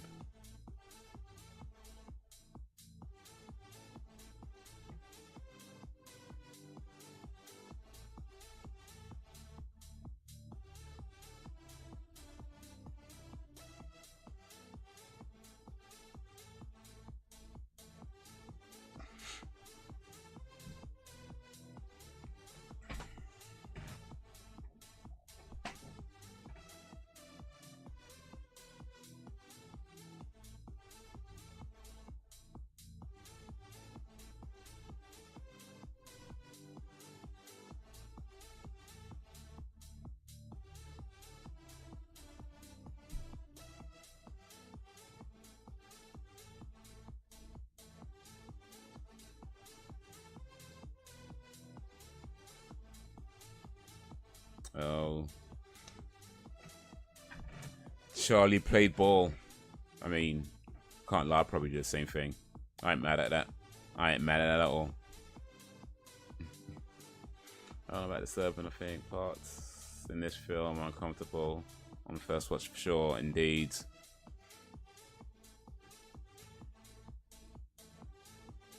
Oh, it seems like someone is way out of sync.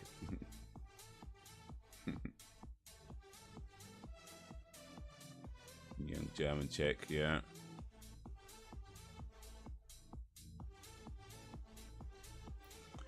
Alright, so if you were Charlie in this case, the police come to you. They know you're harboring these like criminal guys that they're looking for, and they say to you, yeah, we want you to make sure they're all in one place. You know they're gonna kill him. They're kind of your friends, I guess. But are you setting them up? Are you setting up your murderous friends to be taken out by the police? Or are you sticking loyal to your murderous friends and potentially catching heat from the cops for doing so?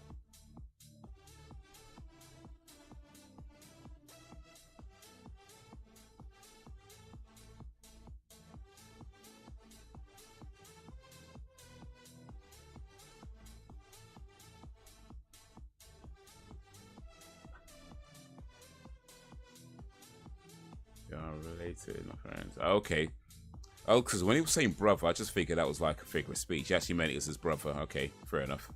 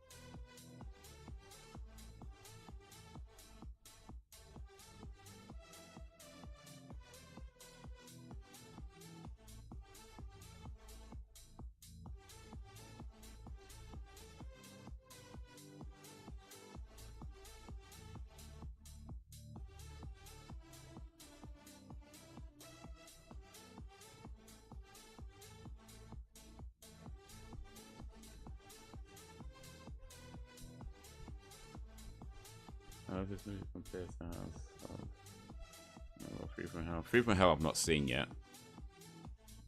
But this is definitely a lot more violent than I remember House of Corpses being.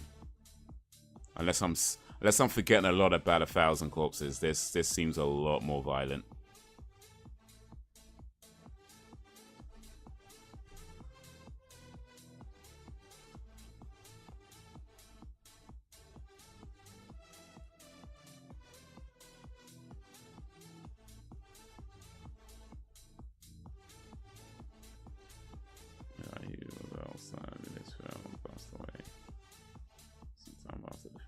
That year.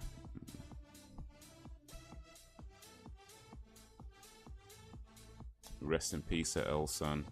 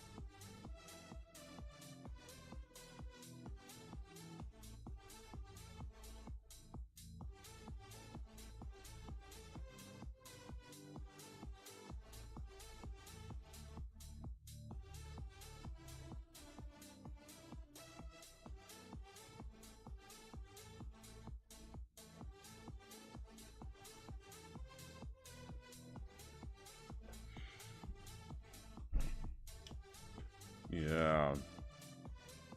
I mean, pure vengeance is. I think that's the right way to describe this guy. Dude, kill him already. You're wasting time right now. Just kill him already.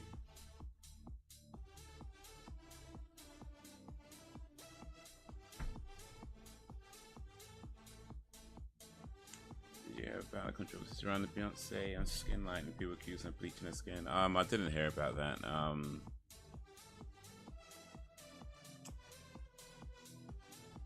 I mean, I don't know. Maybe that's true. Maybe it's not.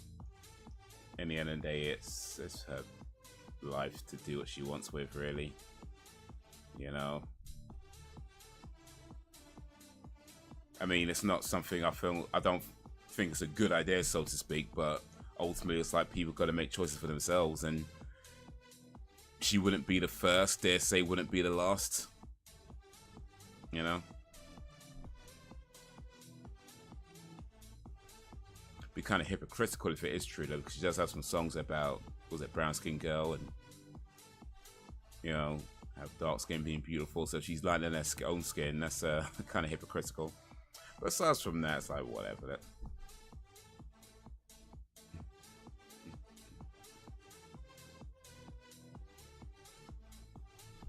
Oh, do what? You let one of them escape?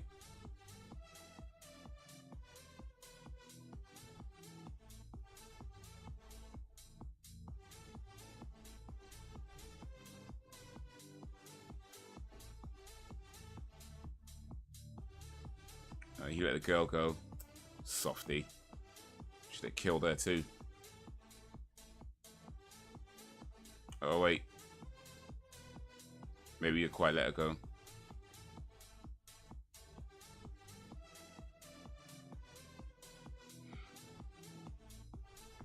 That's the whole thing. That's something she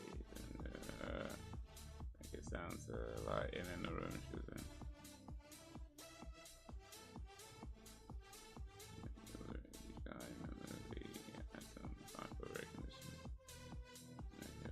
Similar to the Elephant Man's.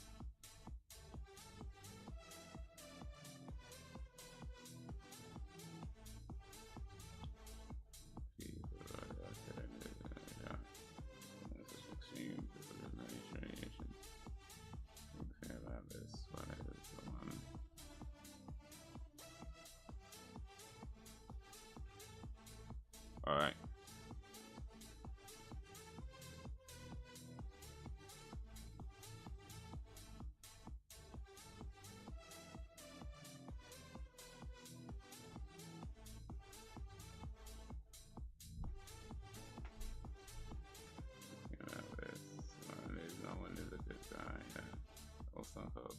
And he loses himself in vengeance. Yeah, no, for sure.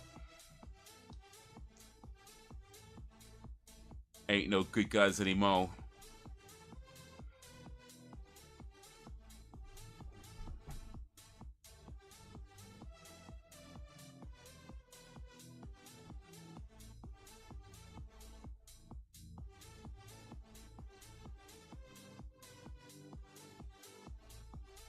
Is Charlie really going to help him though after he set them up?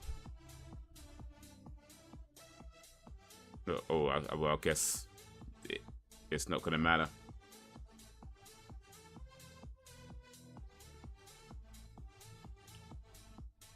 I guess it doesn't matter anymore.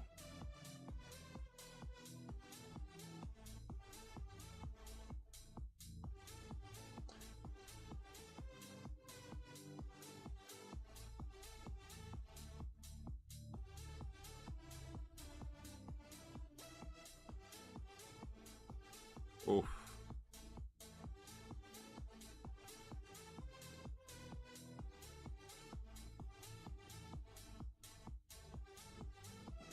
Also good twist now, the hunt's become the hunted.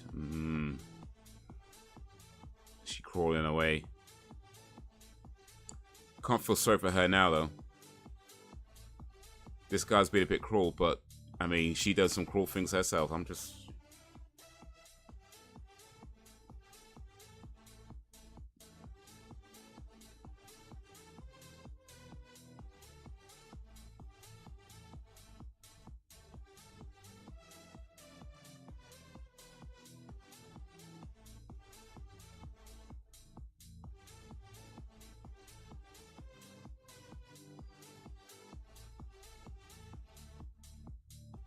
Okay.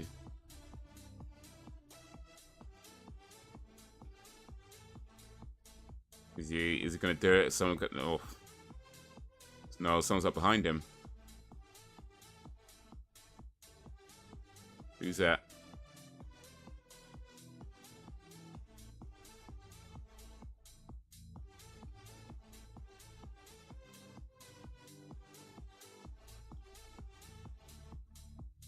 Eee.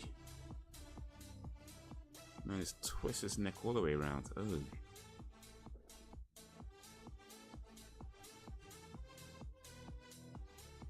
Oh, that was tiny.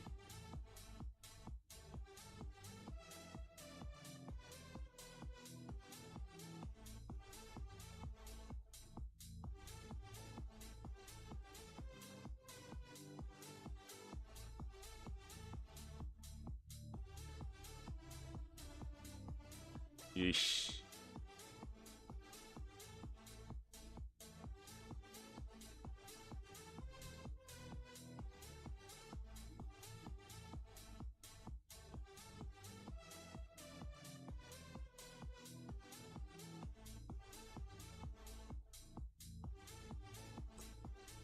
So they escape. I mean, they have to, I guess. They're making a third movie, so.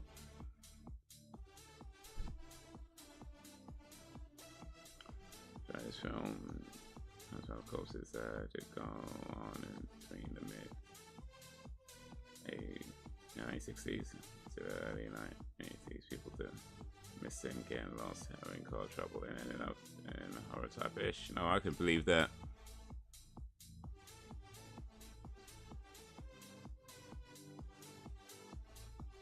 I can believe that. They got another brother though, because they're gonna need a third movie because they're making a third film. So it's like they got a brother, they got another sister.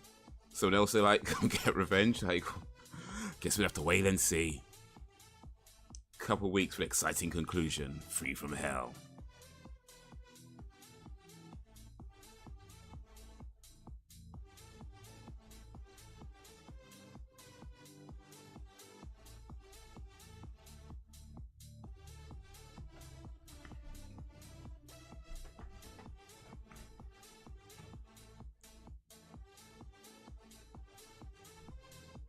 What's Tiny gonna do?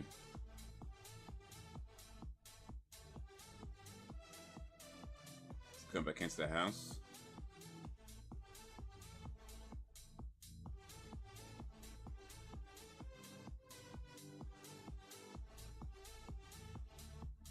Did you see Julian Margulies? Probably. They said he'll come back from, so he kind of blew himself up or something. Go back in the house for, because they were looking for 2 bodies, not 3, not 1.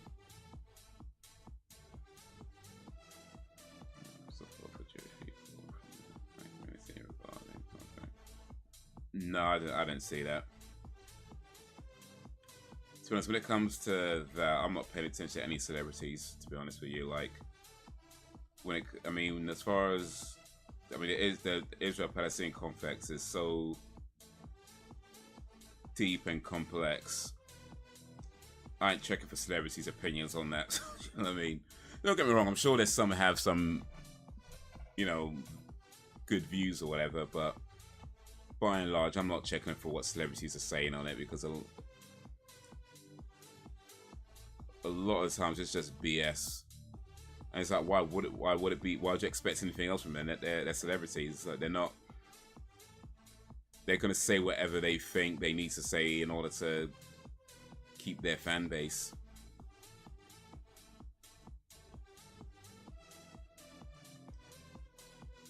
So yeah, there's a few things I've been trying to keep up to date on, but celebrity opinions, nah.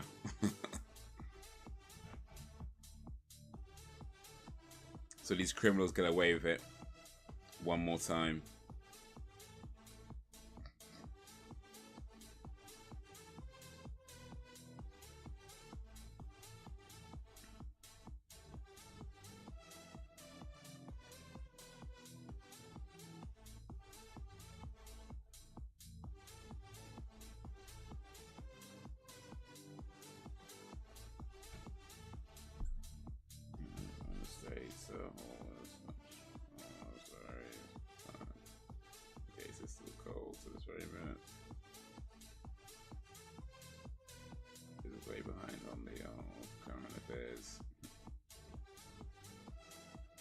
No, I wouldn't say I'm behind, but I'm just not paying attention to celebrities. Like, I know about the truce that was called, and then that didn't last long, unfortunately. But yeah, like, celebrity opinions is just not something I limit my social media use a lot these days. So when I am on it, yeah, I'm not checking for celebrity opinions at all. It's a cool song though. But can they change? Can they change? I don't know, man.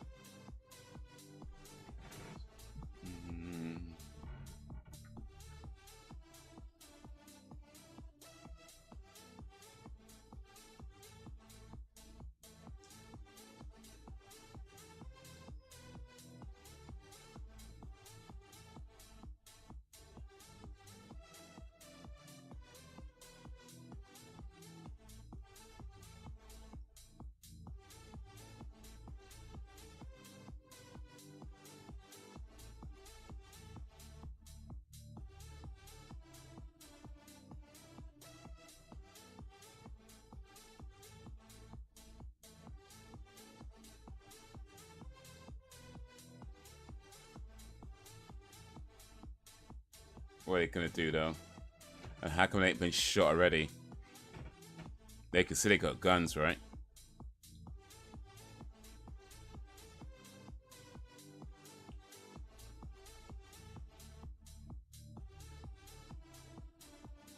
They're gonna try and make one last stand.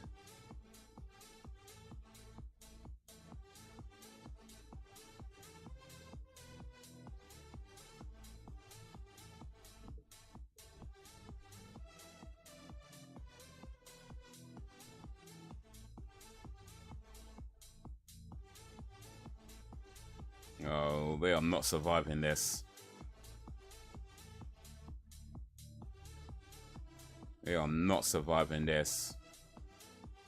They might pop a few, but they are not surviving this. Come on now.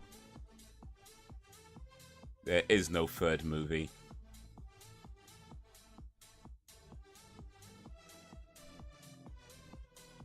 I don't believe there's a third movie.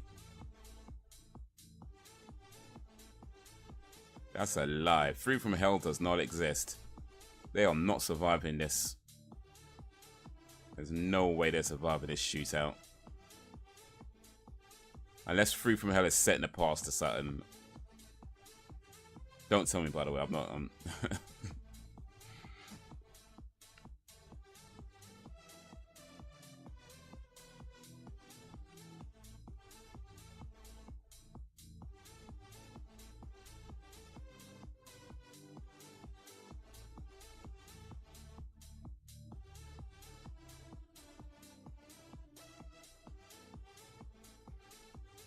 In love and memory of Matthew McRory, 1973 to 2005. Rest in peace, Matthew McRory. Well, that was the Devil's Rejects. That was a lot of things. It was based on characters created by Rob Zombie. It was sickening. Had some really intense storytelling.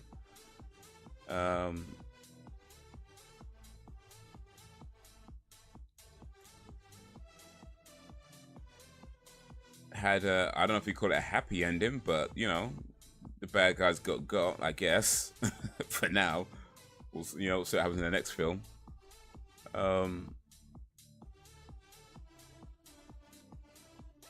But yeah, it was I mean, I'll be honest, I'm not sure where I land on my opinion with this. It's, you know, it's, it's kind of a weird film at times for sure. But yeah, I think it definitely does a lot really well in terms of conveying a horrific event, you know. And yeah, you know, like I was saying before, like some of those scenes were hard to watch, you know, because they were the way they were kind of shot, and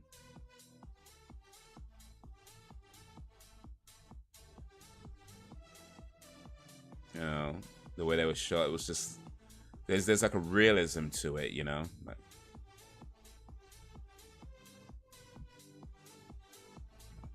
there's a realism to it, and part of that is, you know, the actors aren't so famous. Of course, they're doing a great job in terms of portraying it themselves, you know, and the fact that like they would have had to have a real woman stand there while a guy stands behind her holding a gun in her underpants, like that would have actually happened. And yeah, it's acting, and I get that, but it had to have happened, and it has been portrayed out. But all that combined makes that, you know, a hard scene, like a hard thing to watch. So yeah, there's a lot that I think this movie does well. But man, yeah. Anyway, that's my kind of initial rambly opinions of The Devil's Rejects.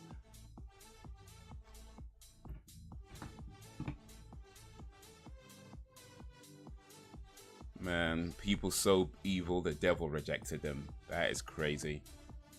Oof. Well. Anyway, let me come over here now. Oof.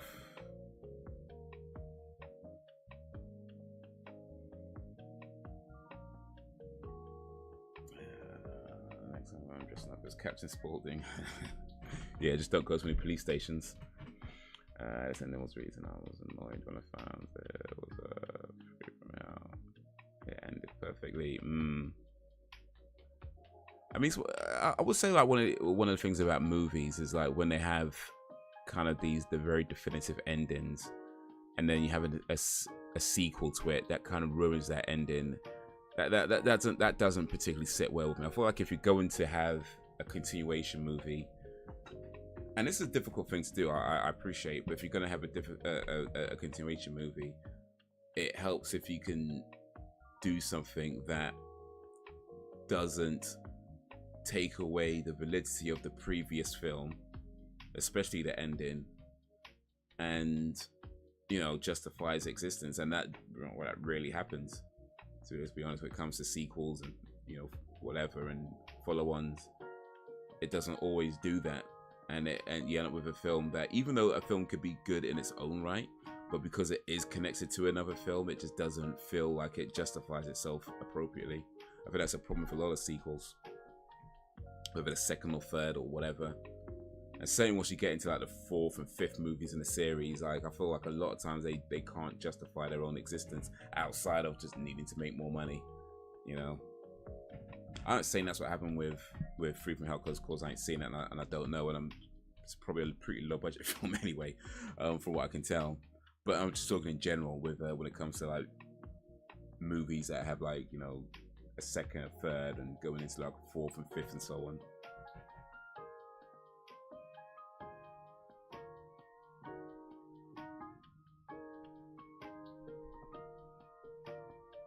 Rest in peace, Sid Haig, indeed. Do you mean art imitating life, so to speak? I guess there's elements of that, but what I meant really was that, okay, so you have a scene where where the actors are portraying, you know, a guy terrorizing this household, and part of the way he terrorizes them is holding a gun, standing behind a woman, threatening their family, you know, forcing her to take her clothes off, and then holding a gun in her underpants, right, while her husband watches. That's the scene they're acting out. Now, I know they're actors, right? I know they're given a script, and I know that they've all kind of agreed, well, hopefully they've all kind of agreed to be in that scene. But in reality, there is still a real woman standing there. There is still a real person standing behind her, and there is still a person holding a gun, though most likely a fake gun, I'd hope, in her underpants. Like, that is the reality of what is happening in that moment, is what I mean. So it's an act, but it's an act of a real woman being, you know, standing behind. Now the acting part is where maybe she's not really as afraid as she's portraying, but there is still a person that is being held in that way. So all of that combined, plus what they're portraying, plus the fact that, you know, these actors aren't so well known, so there is that elements that it seems more real when you're looking at actors that aren't super famous. Like if it was, I don't know who's famous, I don't know, Jennifer Lawrence or somebody super well known, you know, it loses that kind of element to it because she's such a well-known person, such a well-known face, that it still could be a horrific scene to watch in terms of the acting, but because you have a well-known person, it takes away that kind of element of extra realism that films that use actors that aren't so well-known in them. I'm not sure if I'm explaining it properly, but hopefully it makes some kind of sense.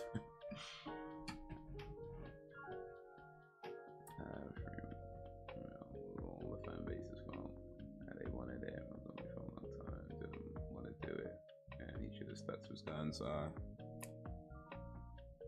Yeah, sometimes you gotta ignore the fans. I hear that.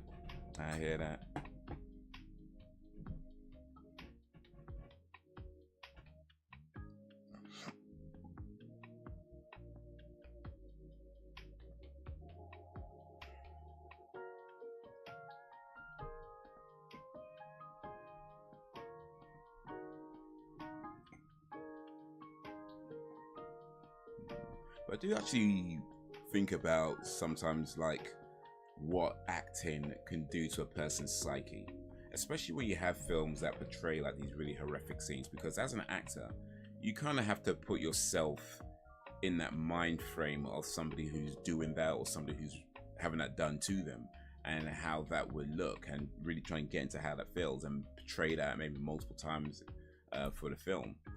And I do wonder, like, what does that do to a person's psyche? Because, like, even like without these horrific scenes, you hear about some actors going a bit crazy or, you know, stuff like that. Like, I don't know what the impact of something like this does to a person, especially if they're doing like horror movies or these types of like really kind of, you know, intense scenes a lot, you know. Like, I imagine there's got to be a period of time where you just like not do anything and just really just get your mind right before you even do any kind of acting roles again. Like, there's got to be like a period of time where you just really have to center yourself and just find your peace, because you spend, I mean, movies can take months to make, right? And some of these scenes can take weeks to shoot, even though like it might be just a short, you know, 3-4 minute scene. You know, sometimes that can take, you know, weeks to shoot. And to be in that mind frame for that amount of time, that's got to do something to you. So I imagine there has to be like a period of time where you just like, you know what, I need to be away from a lot of things so I can just get myself right before you start doing stuff. I mean, I don't know. I'm just how, that's how I think about it. Like,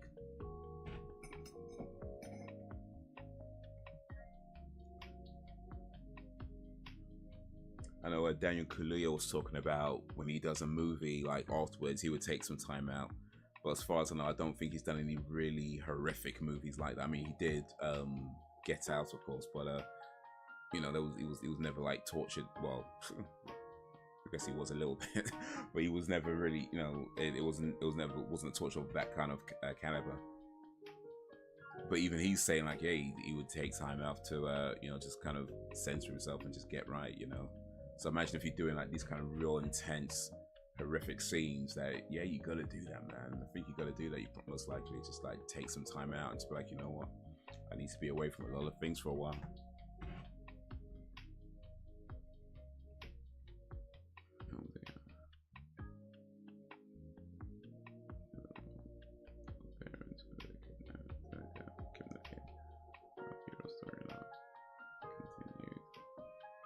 Okay.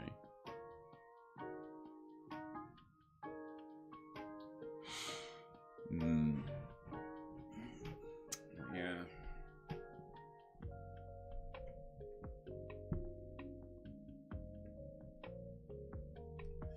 That was Devil's Rejects. Next week, it is back to Arnie season with the last movie of Arnie season, True Lies. And this one's, I think, it's on Disney Plus, actually. Let me see. True Lies from 1994. Yeah, it's on Disney Plus. It's on Disney Plus.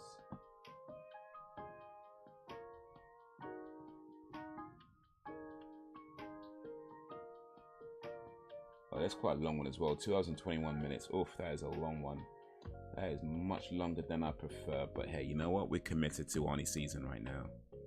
We committed to Arnie season. So it's the last movie of Arnie season. True Lies from 1994, 2021 minutes. So yeah, it's a good movie. You guys have seen it before. I've seen it before. But yeah, that's where we're going to end Arnie season. And after that, I guess, figure out which season or whatever we do next afterwards.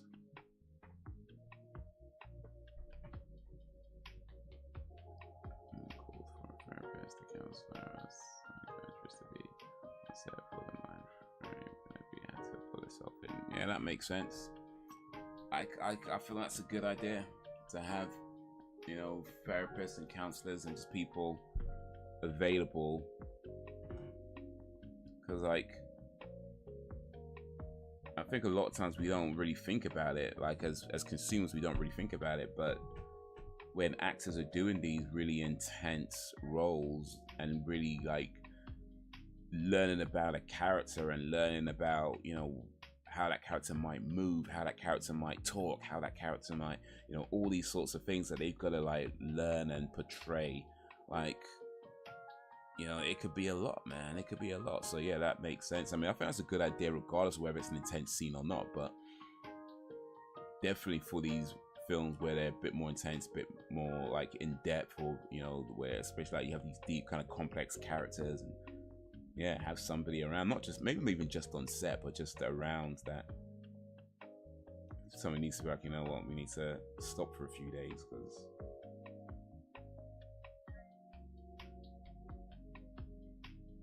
okay, so films to watch 31. Is that just 31 is the name of the film? 30, and then was it The Green Inferno? I'm writing these down, by the way.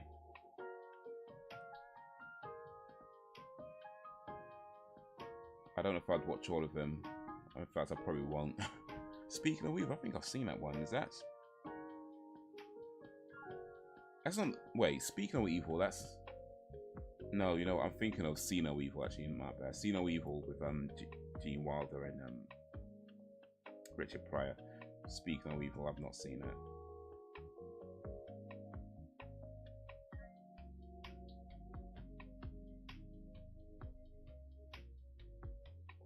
Tension. Frontiers. Okay, cool. I wrote those down. I probably won't see all of them, but I'll try and watch one or two over the next month or so.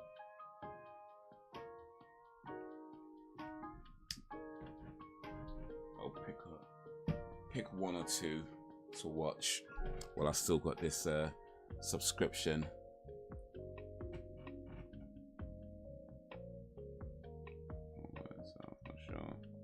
Whoever called it, good call. Call them rather. Even wrestlers, accident, exhausted, not around. That puts some strain on their physical, mental, emotional health too. You know, for sure. There's been a lot of wrestlers that had breakdowns and, you know, various things like that over the years. Don't get the appreciation they deserve. Keep that level for everybody's intense scenes. Mistake a lot. Indeed. Indeed.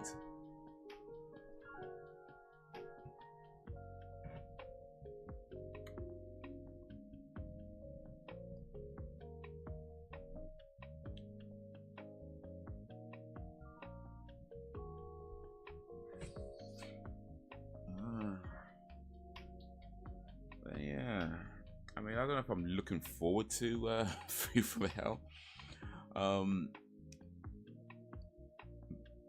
But yeah, I guess that's in a couple of weeks. We'll do it in a couple of weeks.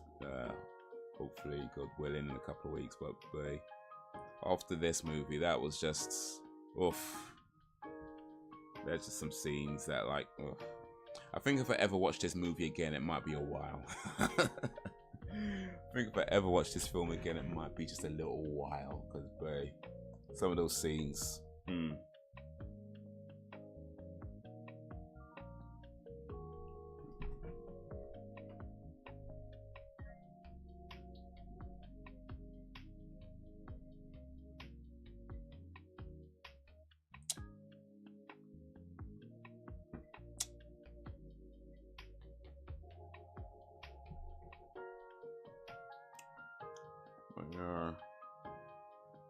But yeah, speaking of movies with really good endings, though, Toy Story 3, in my opinion, has maybe one of the best endings to a trilogy I think I've probably ever seen. You know, like, because Toy Story 1 was a great film, and Toy Story 2 was pretty good as well. And Toy Story 3, for me, was just like the perfect way to round off that trilogy of those 3 movies. And because of that, I still haven't seen Toy Story 4 yet. Like, I have Disney Plus. I can watch it, you know, whenever, you know, it's available to me. But yeah, it's hard to want to. It's hard because even though Toy Story 4 is probably a great film, I have no doubt the film is fantastic. They've made 3 fantastic films. I'm pretty sure Toy Story 4 is a great film too. Like, I don't doubt that. But because Toy Story 3 has such a great ending, anything they do with Toy Story 3 is going to take away that ending. And because of that, it's like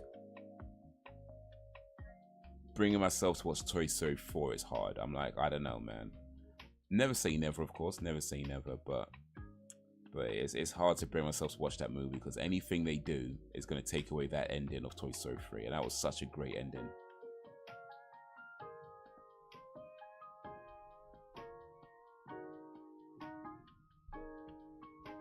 The movie made you feel this way. The movie did what it was supposed to do, and itself makes it a good movie.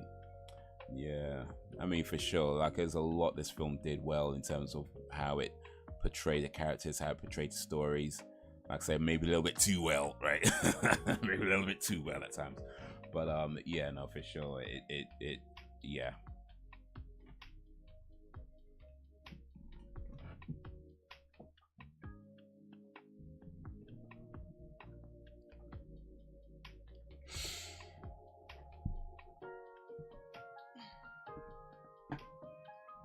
But I would say that I mean, I think someone like myself who watches a lot of different movies, you know, horror and sci-fi and this and that, you know, like, horror movies for the most part don't scare me. You know, like, I don't feel scared watching them. But yeah, there is definitely that room, I think, for I don't know if disturbing is the right word to describe it, but certainly that there's room for that feeling of, like, not horror, what's the word? Disgust, I guess, what it comes down to. That feeling of disgust where you're seeing something like, man, like, that is, you know, like, the cruelty of it all, the sadness of it all, you know, all that, you know, combined. Like, there's definitely room for that. And again, even though I know it's acting, but it's still, I think part of it is, you know, when you're younger, when you're a kid, it's like, oh yeah, it's not real, and you don't really care, right? But I think as you get older and you kind of realize that, okay, yeah, this is a movie and they're acting, and it's not real in that sense, but what they're talking about can be very real. Like, this movie, you know, we just Devil's Rejects, you know, everything that happened in this film is something that could happen in fact, yeah, like Blacks were saying, things that happen in real life. Like, these aren't unthinkable things that can never happen. Like, there are people who are like that, you know. This is not, it's not like the monster running the bed, or, you know what I mean, or the ghouls and the goblins. Like, this is like people, you know, like people who are that twisted, you know, like, and that's not an unrealistic thing. So yeah, this movie is, you know, make-believe, for lack of a better phrase, but it's portraying something very real. and they do it in a way where, even though you know it's an act, it's, you know, it feels like this could be real. Like, it has that kind of aesthetic to it that, you know, there's an authenticity of it, you know. And part of that comes from, I guess it's a relatively low budget movie and you kind of work with what you got. Part of that comes from the fact that, I was saying before, the actors aren't, you know, that famous, so this is maybe the first time you've seen them in anything, and there's that to it as well. And then part of it is, you know, the actors themselves, like, just portraying it in that intense way. Part of it, of course, is then the director and the way it's shot, the cinematography and everything else, just being filmed in a way where you're not given a break. You know, you're not being relieved of attention, which sometimes, you know, a lot of times films can do when they have these really intense scenes. They kind of relieve the attention with maybe a joke. They relieve the tension with maybe a more lighter thing. You're not doing that in this case. It's kind of just letting you sit in that moment of intensity that this is a woman who's going through this horrific event in their life. They're just minding their own business and this happened. You know, they're just out doing their own thing. Yeah, you know, this guy was a bit, you know, a bit naughty, flirting with this girl when he's a married man. But that happening next, and that moment, and that their whole lives just being just taken by these guys, you know what I mean? That all, and it's you just sitting in this moment, like watching them go through it. So yeah, I think there's a lot that this movie did well in terms of how it portrayed those scenes. You know, look, boy, it just means I ain't watching this movie again anytime soon. I ain't watching this movie again anytime soon. I have to let it, you know. We have to let it, you know. Let me recover. Let me recover, and then we could talk about, maybe I'll watch this again at some point. But for now, I need to recover. I'm like, you know what? Let me oof.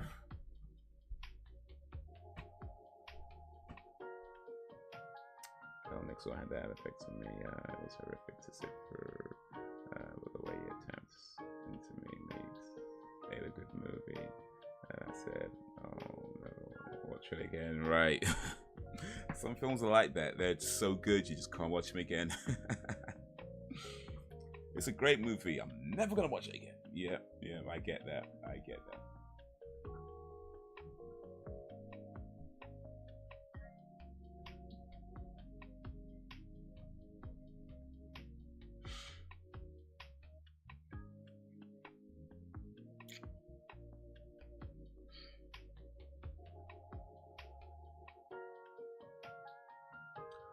Would you guys recommend that someone watch this particular movie? I don't know if I'd recommend it. And I mean, it kind of depends.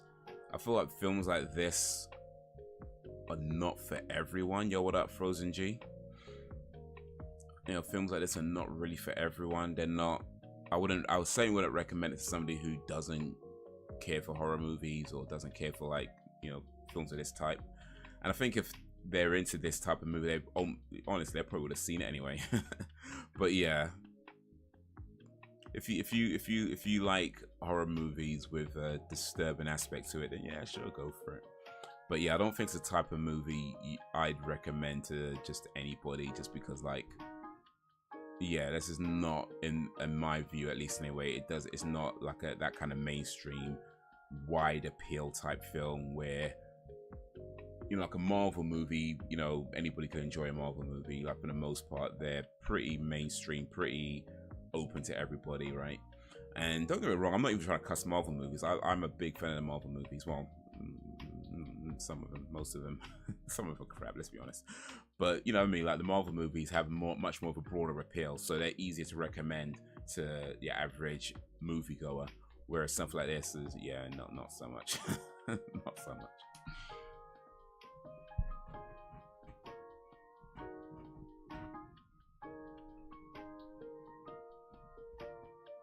Yeah, apparently the GTA 6 trailer is a really long trailer. Like, I don't think I said how long it was, but apparently it's supposed to be like a really long trailer.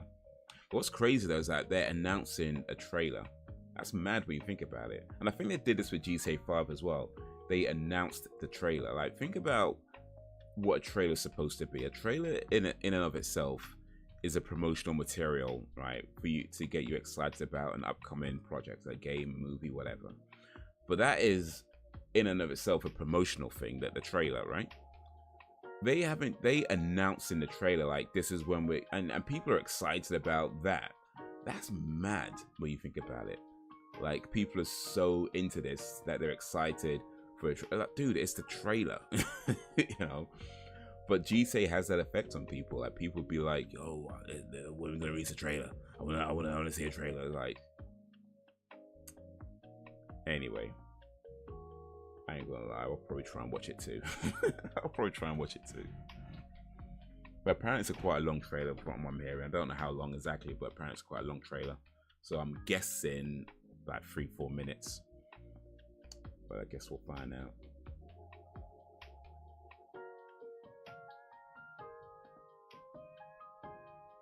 10 years since the 5th one. Yeah, man.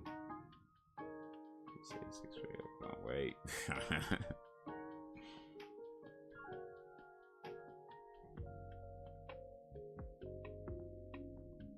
Yeah, see if Nico, was it Nico Flavich? Nico Flavich, or I can't remember his last name, but Nico Slavich. So Nico, let's go with Nico. See if Nico or Little Jacob turns up in GTA 6. I never played GTA 4, by the way, so I don't know what happens to Little Jacob or Nico at the end of that game.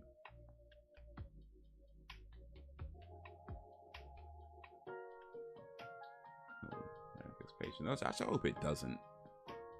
I hope it doesn't, actually. I really do. I actually hope it doesn't. Because the thing is about fans, I thought what someone was saying earlier about, you know, how the fans ruined the third movie in this series. Fans only know what they want based on what they already know what they want.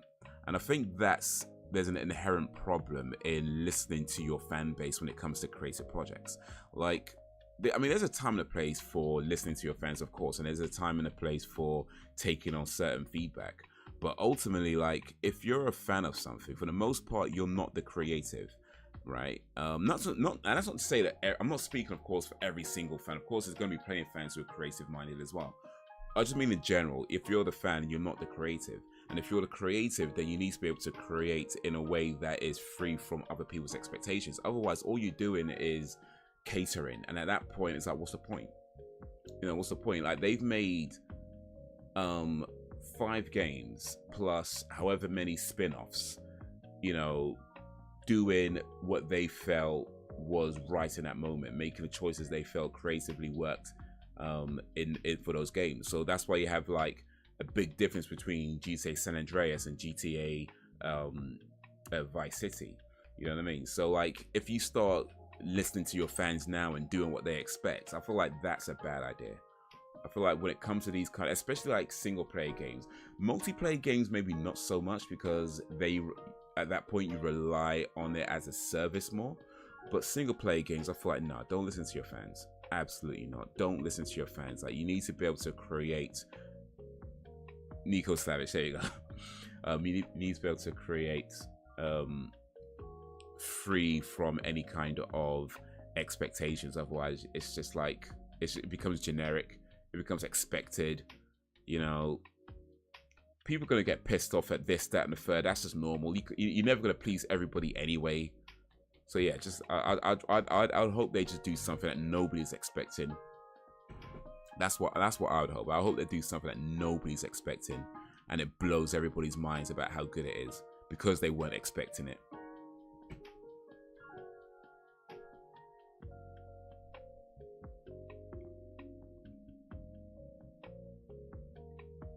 Watching snooker yesterday. It's only a game, so I think it's probably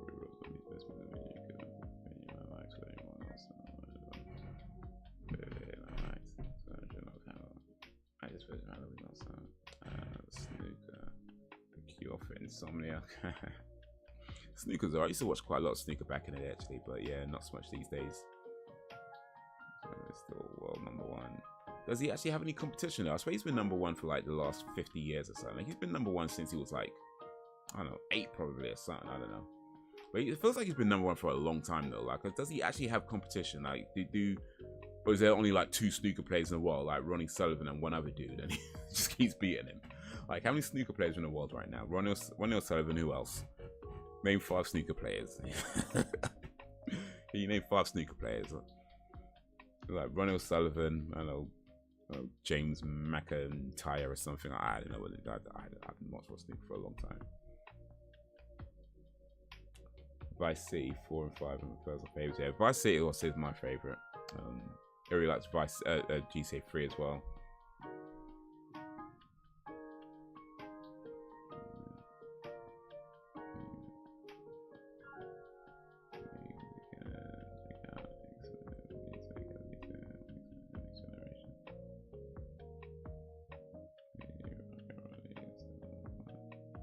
It's just different.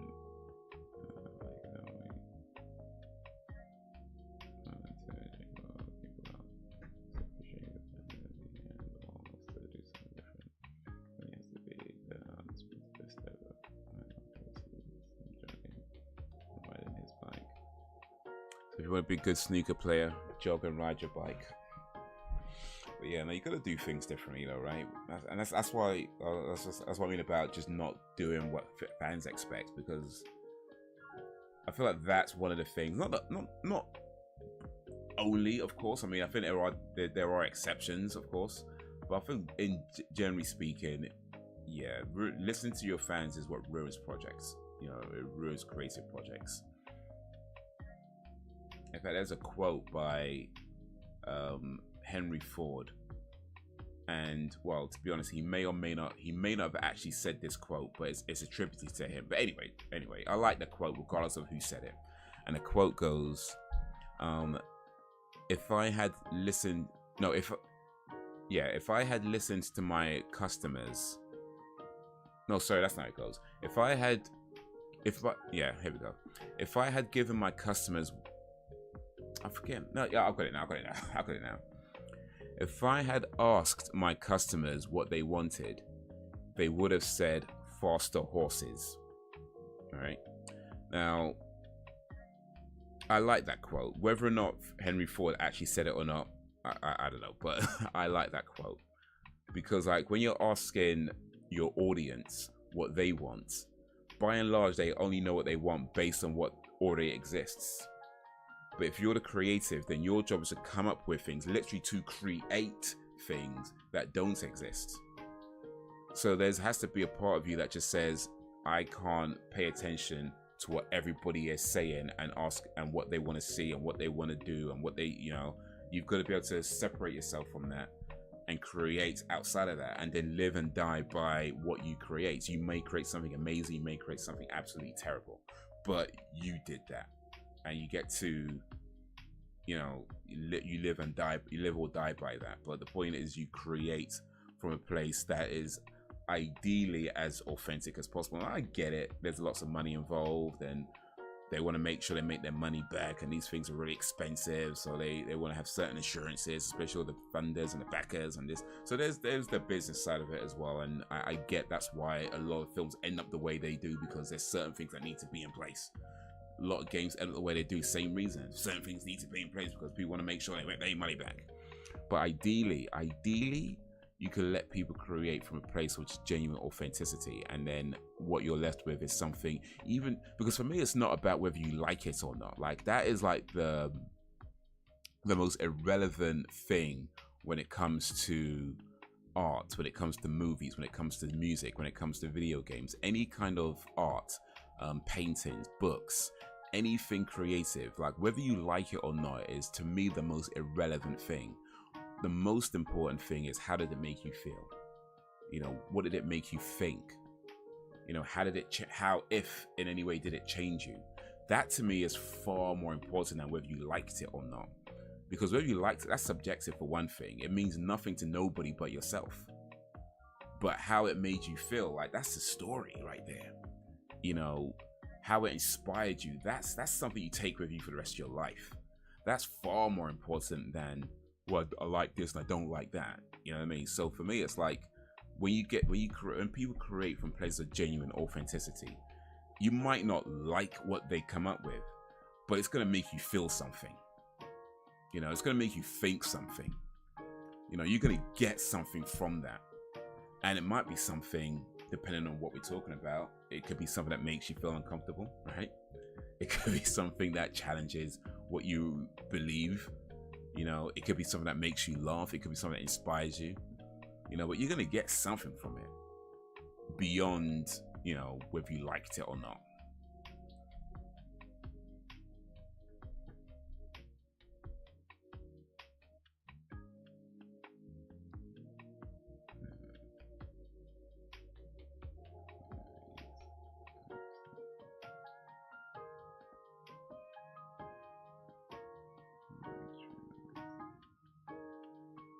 Okay, I mean, I have seen True Lies though, so yeah. Brax, man, I swear. I'm gonna start calling you Rayman, Braxton. I'm gonna start calling you Rayman. Rayman Charlie Babbitt. He is answering a question from a half hour ago. I'm gonna start calling you Rayman.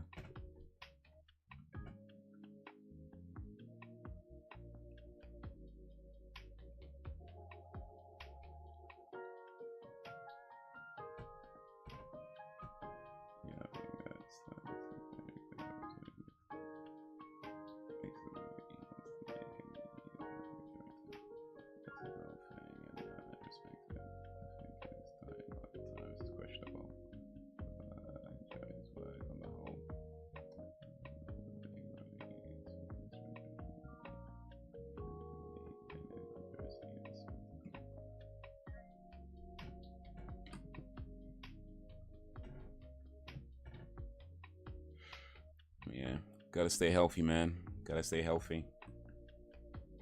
Anything that could be done better when you're healthy. I do believe that.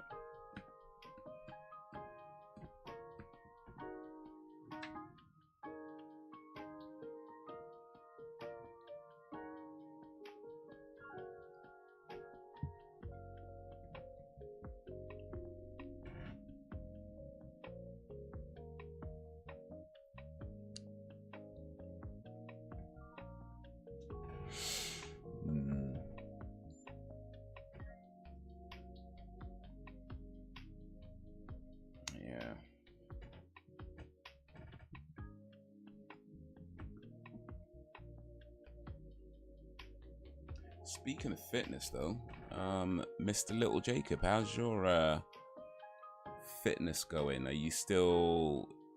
Is it? It was intermittent fasting. I think you were doing. Was that right? Where you were fasting for like 3 days, and then, or was it 3 days, and then are you still doing that? Or have you moved on to a different section of dieting and health now?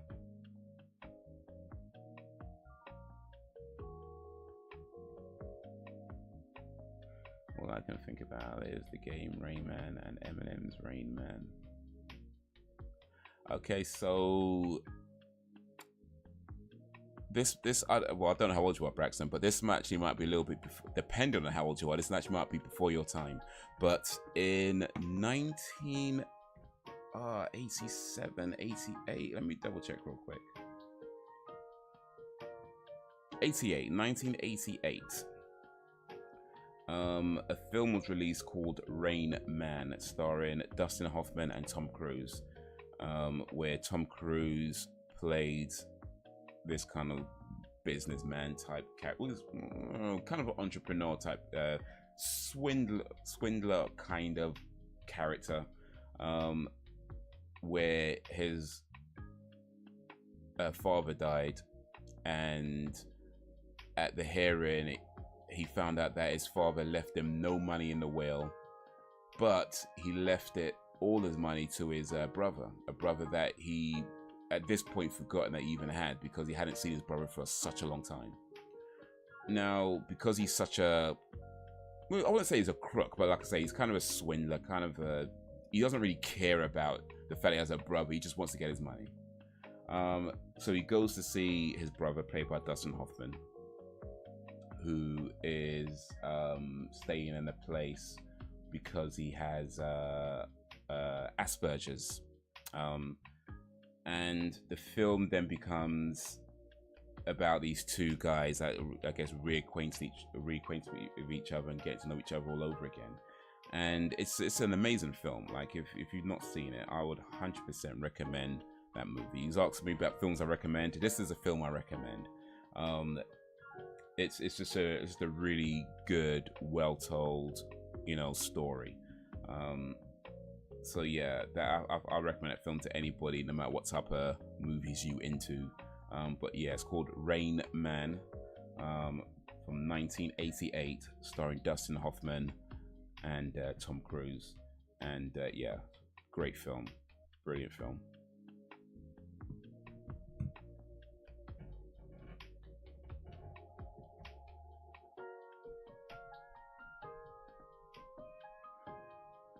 He's lost a ton of weight. Actually got a six-pack now. Okay, nice. Even though I've lost weight recently, not even trying.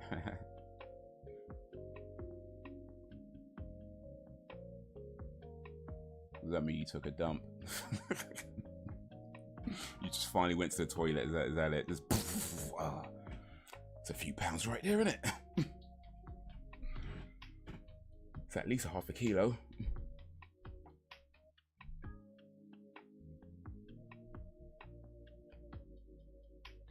Now 15 stone.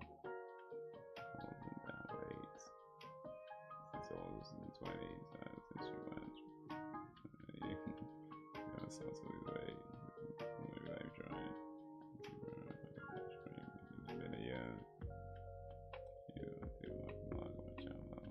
You'll see how much weight I lost. Yeah, get the muscles out as well.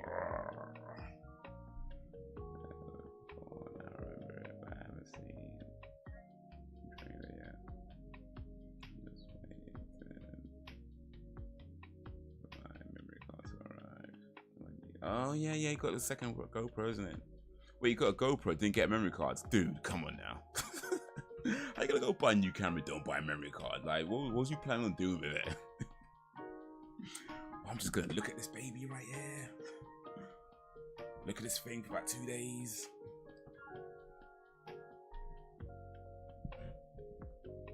GoPro Hero 9. I wonder if I should get a GoPro and do that thing I was telling you about the other day, where you could attach it to your head and just go running or something. Because I go jogging quite a bit, and maybe it'd be cool to have like a run along. You know what I mean? Like a run along camera. That might be a cool thing to do actually. But I don't know about wearing a helmet while I go jogging though. That might be a bit much. So I have to think of a cooler way of attaching it to my person. Or maybe get one of those like cameras that go in your jackets that you see they have in like the supermarkets, you know, where the security guys have those cameras on their jackets. Maybe get one of those, just go running like that. I might do that.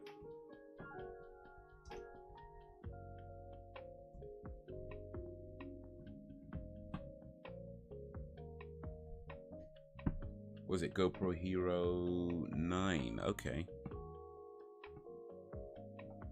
Well, a Hero 10, I can see here they got a Hero. I got Hero 11, Hero 10, Hero 11. Hero 11 is like, oh wait, here's a Hero 9. 200 quid on Amazon. Waterproof sports camera with a front LCD and rear touchscreen. 5K Ultra HD video, 20 megapixel photos, 1080p live streaming, webcam stabilization, and well, this one's in black. That's a good camera though for 199. You know, that's a good price, I reckon. That's a good price. But I might have to look into one of these, you know what I mean?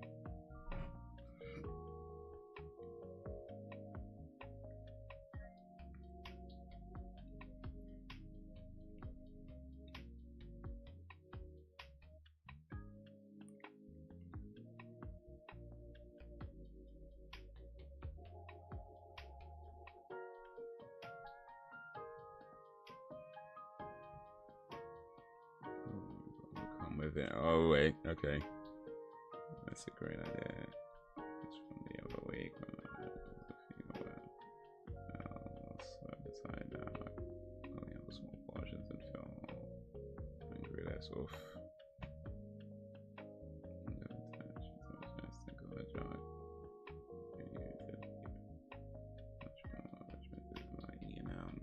you gotta be, man. Ain't doing purpose. Yeah, I don't think you plan on getting sick on a regular basis. Like, it's probably not the ideal way to be losing weight, but yeah. But for real, man, we ain't got that young man metabolism no more. Ain't got that young man metabolism no more. You know, back in the day when you're like sort of 15, 16, bro, listen, yeah. I remember back in the day, I was eating kebabs nearly every day at one time. Like maybe every other day or something like that. It was a lot. I'd be down the kebab shop, kebab chips, like near enough to every other day. It was frequent, bruv. It was a frequent kebab and chips. Can't do that no more, man. Can't do that no more. I mean, I can still eat kebabs, of course, but like not like that. The way I'm passing these kebab shops all the time, like, one day, man, one day, man. Oof.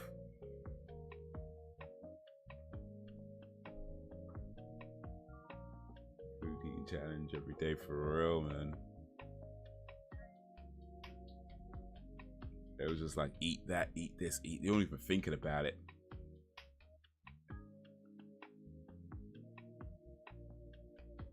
Get some cake. Why not, right? Just some cake, whatever. Not even thinking about it, man. Just like, yeah, I'd yam that, yam that, yam that, yam that. Just yam it all up, man. Whatever you put in front of me, it's getting yam up. Just like, anything, man. Yeah, pizzas, whatever, man. Just yam it up, all of it, just like.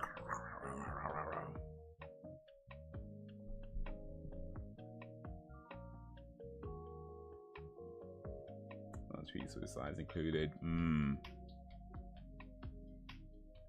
big ones as well, just like all the toppings on it, thick crust. Eat that ox for seconds.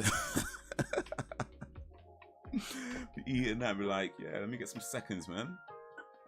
These days, I might eat like 2-3 slices, and I'm like, I'll save the rest for later. Let me save the rest for later. Let me wrap this up and save the rest for later. Put this in the fridge or something.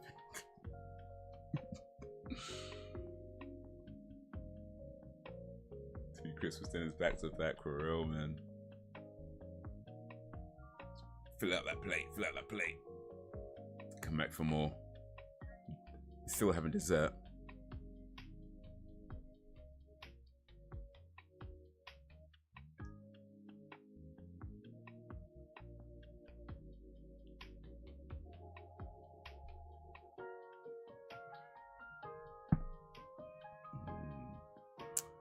Bruh. Times are changing, man. Times are changing. Get to that point in your life, like I say, you just can't eat like that no more. Just ain't healthy. Got to form new habits around food and new disciplines around food.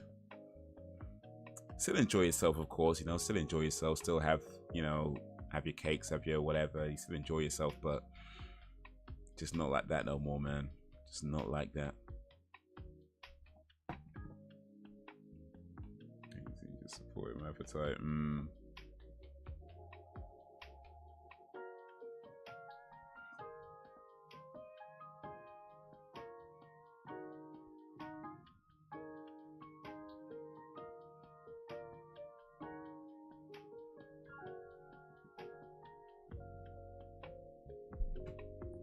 Cheesecakes back to back.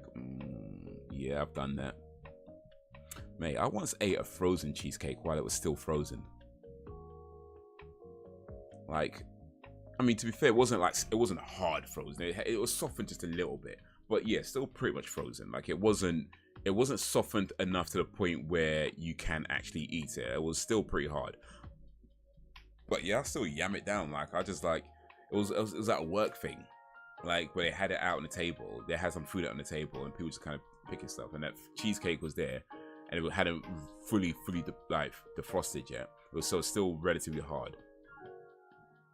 But no one touched the cheesecake, and I was like, anybody gonna eat that?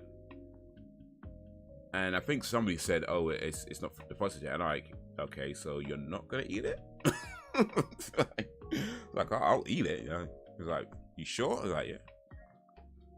I had to break it down a bit, chew it a bit, but I ate that cheesecake. I ate that cheesecake, just like, mm.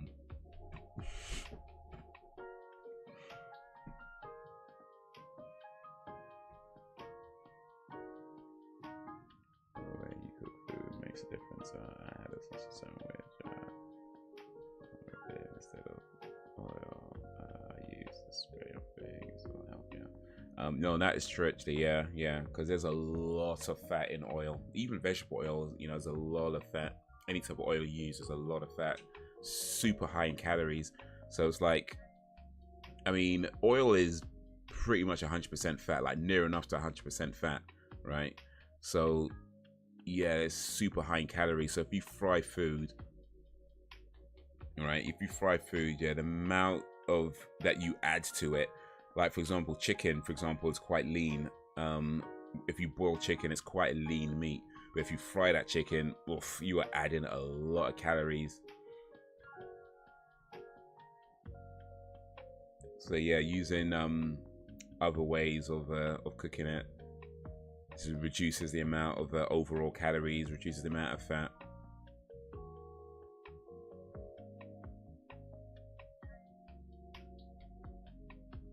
Okay, yeah, no, for sure, it definitely helps. It's not going to cure everything, but it does help. You can't out train a bad diet, you know. I mean, when you're young, I don't know if you could call it a bad diet because you've got the whole metabolism thing going for you, so it's kind of working for you in that favor. So when you get a bit older, it's like you still got to pay more attention to that. But yeah, you can't out train a bad diet. It's just not going to happen. It's not going to happen. How was footage? It was alright, you know. It was alright. I mean, it was a long time ago. I don't remember a lot of how it tasted and things like that, but it was alright. I remember eating it. I can't remember if I finished it though. Like, it's such a long time ago. I think I did finish it. I feel like I did finish it, but honestly, it's such a long time ago now. I don't remember specifics, but I remember eating it. I remember it was still relatively frozen, just like it was soft enough to, you know, bite and, you know, kind of break off like that, but not soft enough to like enjoy as an actual cheesecake. So it was just more like, you know, and then that kind of thing. But yeah, it was alright. Took a little work, but I did it. You see, family. Size designs from Iceland. No, a whole bag of chips for a meal and baked beans. A little Ventura on stone. No, it weren't that hard. It weren't that hard. I'll say what if we're gonna take a stone reference, it's kind of like if you imagine like hard sand, you know, where it's not going to be as hard as stone, but you know, a little bit of a bite or a little bit of force, and you can break it off. It's kind of like that. I mean, it's not sand, of course. I'm not eating. Hopefully, it tastes a lot better than sand. But that's kind of what I mean. Like, it's not so frozen to the point where it's just going to break your teeth, but it wasn't soft enough to be, you know, actually enjoyed as a cheesecake.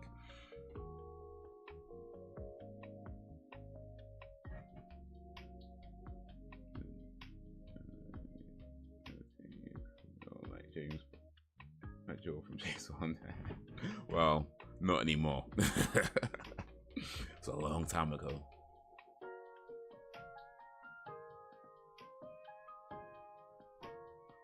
Brain freeze.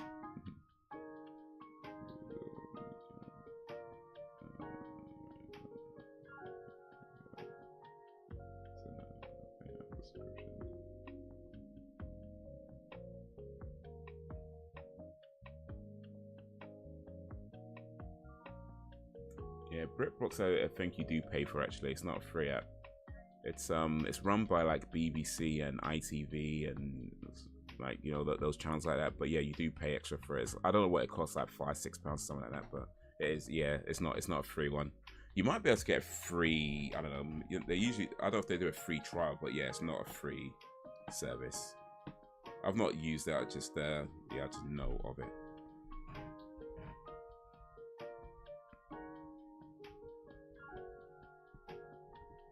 But if you do ever get BrickBox, check out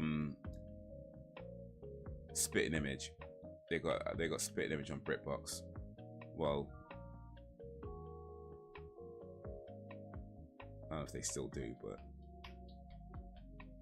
it is £5.99 per month. You get a 7-day free trial, and it's £6 a month.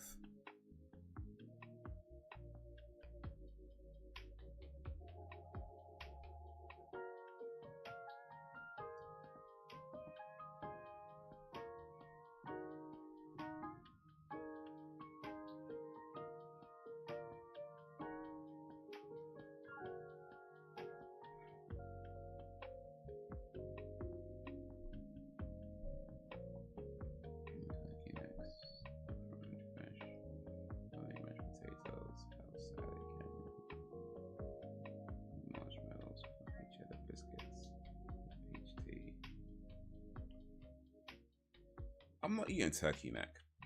Here's the thing about neck. I mean, I have eaten neck meat, like chicken neck meat. It's so like pointless. Like there's barely any meat on the neck. You know, like you're just chewing on bone. Like you get like a tiny bit of like skin meat, and then it's done. Like it's like just throw it away at this point. Like why is this a thing? Why is this a thing? Like neck meat it's like chicken neck. It should not be a thing. There's just not enough meat on the neck for it to be a thing. Like you take like you don't even really get a bite. You just like just got some scrapings. Like you literally just get scrapings. Yeah, and that's it. It's done.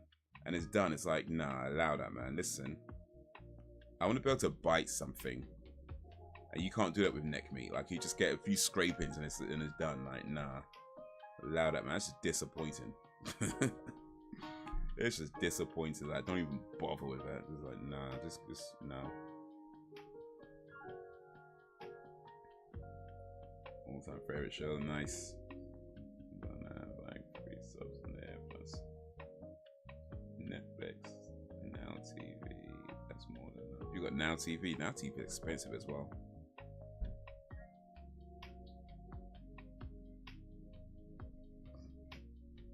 Yeah, the way I deal with these subscription services is that most of them I don't keep. Like I'd have it for a month and then I just cancel it. Like say that's what I plan to do with Shudder. So I've got it for this month. But yeah, I won't keep it. I'll just cancel and then maybe get it again if another time in the future. But most of them I don't keep running. The only ones I keep running are Disney Plus and Amazon Prime. And well, Netflix technically as well, but I don't pay for the Netflix one, so it's fine. I mean, I do, but I don't, so it's fine.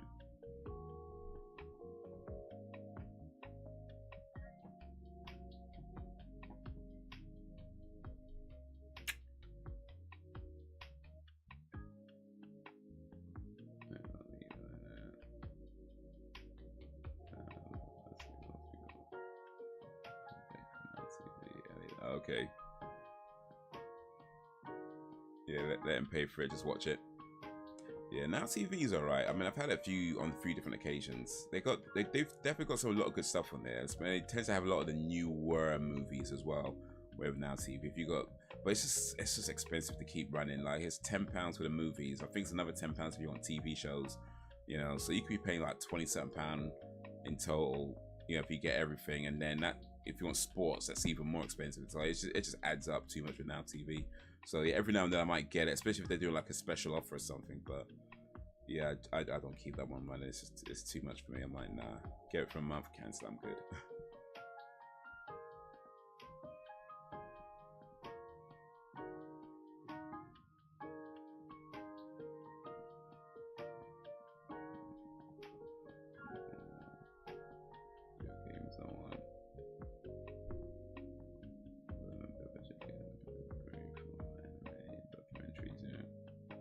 If you like anime, then Amazon recently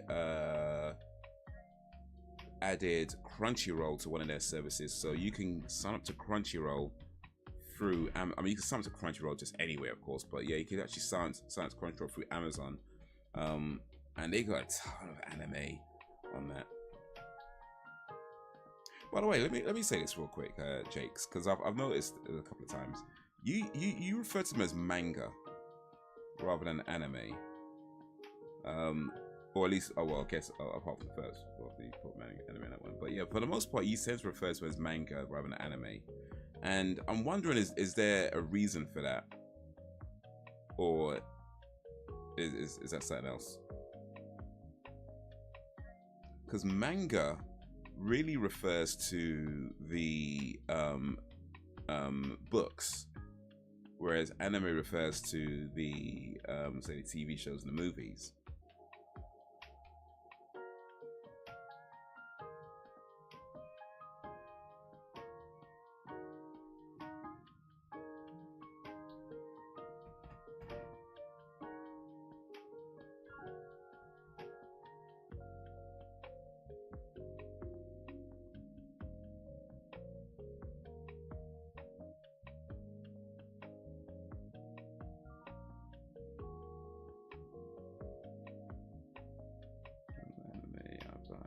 Listed as manga films. Interesting.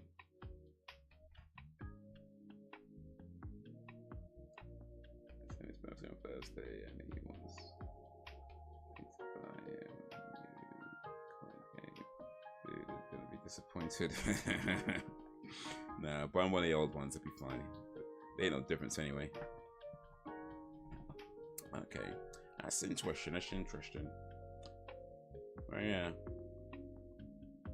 But then again, actually, now I'm thinking about it, I'm guessing that the ones you buy then are a lot of them from like the 90s, like 80s and 90s. Because I'm thinking like back then,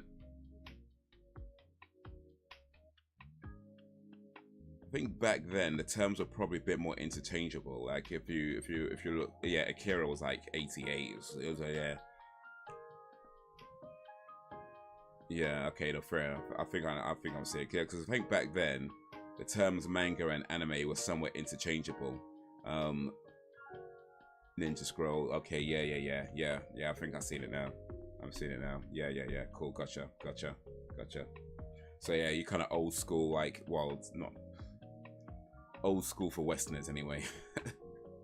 But yeah, 80s, 90s, especially like that. I think like mid, early 90s. Yeah, Fist and North Star. What else was popping back then? Oh, flipping out, I can't remember them right now, but yeah, I think Devilman would have been around about that time. Uro Tetsuka Doji, you know, them ones.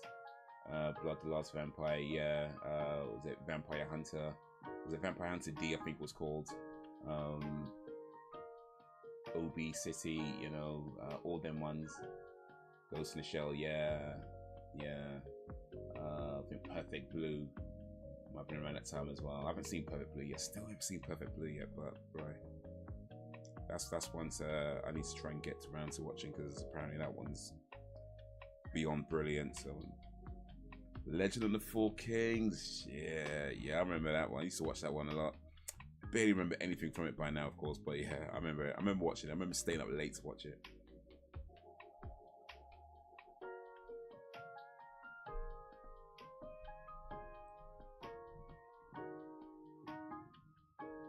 Spend that much on a game so close to Christmas, plus I'm going to try and get him a PS5 for Christmas with that game with it. Oh, you know what? Listen, real talk now, real talk. If you get him a PS5, even if whether with that game or not, but if you get him a PS5, especially if you're getting him a PS5 with that game, he's not allowed to leave you. Like, he's not. Like, at that point, like, it don't matter what you do. It don't matter it don't matter if it's your fault or whoever. It doesn't matter. He's not allowed to leave you. He's not. Like, if you get him a PS5 and on top of that you get the game with it as well, mate, nah, that's your forever fella now. Like, no, he is not allowed to leave you. It don't matter what you do. It don't matter how badly you mess up, he is not allowed anymore. You gotta understand that he is not allowed. Like, the rules are clear. Somebody gets you a PS5, you don't leave that person. No. you don't even entertain the idea. So that's your forever. That's your forever. Like that's like more permanent than tattoos and children at that point. Like, like it's the no. So yeah, he is not allowed to leave you if you get him that PS5.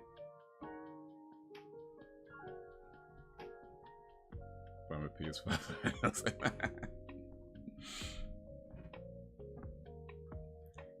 Yeah, he's around. He's just not really around.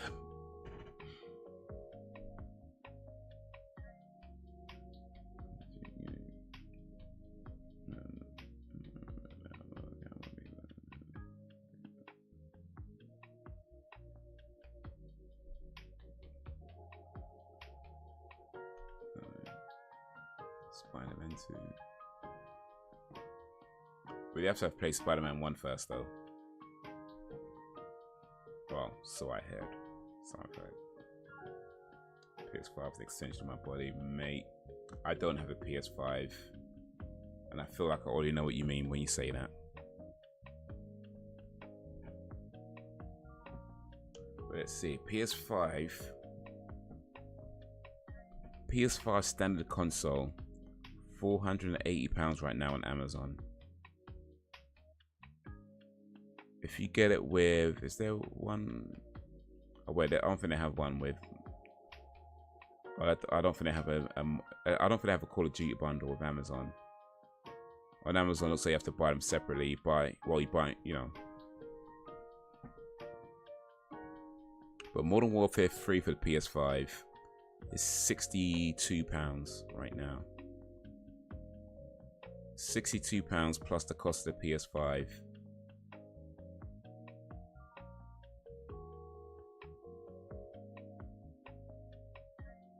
Yeah, that's your forever fella right there.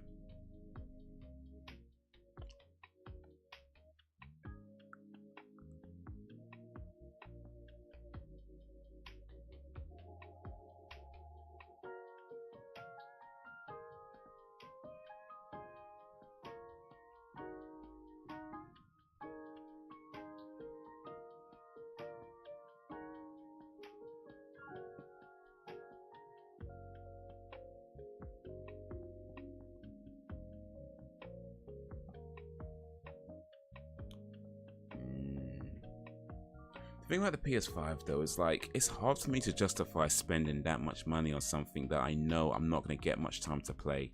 And that's the thing. That's the thing. Like, that's the thing when it comes to games in general with me. It's like, it's not that I don't want it. Or, I mean, if I wouldn't even say I can't afford it. Like, if I wanted to get it, I can get it. Like, if I could justify their money, I can spend the money. But it's just spending that amount of money on something and I'm not going to get much time to play it. That's what's hard to justify for me.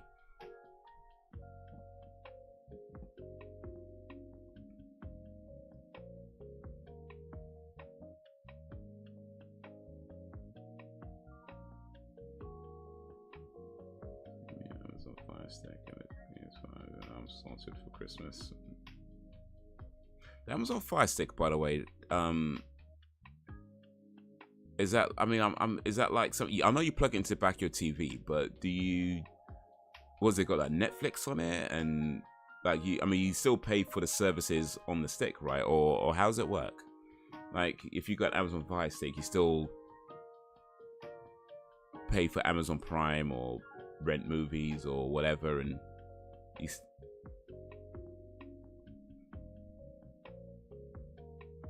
Because I have a, it's not, well, we've got a, that's what's called a Chromecast, where that plugs into the back of the TV, and then from your phone, you can just like Chromecast to the TV. So you can Chromecast on Netflix, Chromecast your Amazon, Chromecast your whatever from your phone. And then it will just play like a movie on the TV.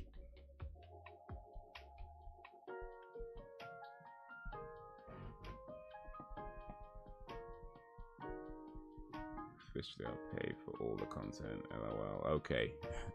Officially, you pay for all the content.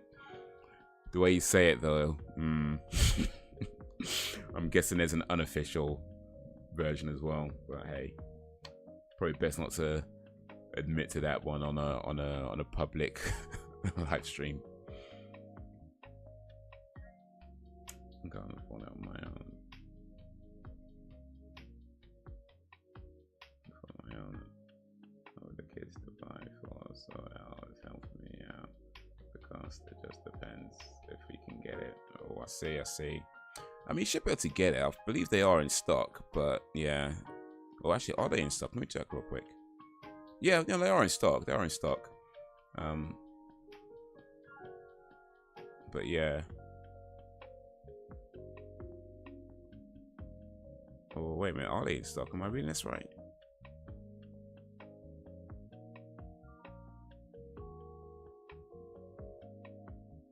I think they're in stock. It's not really clear, to be honest with you.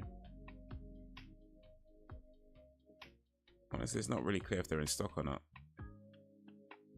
Because usually on Amazon, they tell you something like order now for delivery by. Oh, wait, this one says in stock. PS5 disc slim group. That one's in stock. That's £479. That's clearly that's marked as in stock.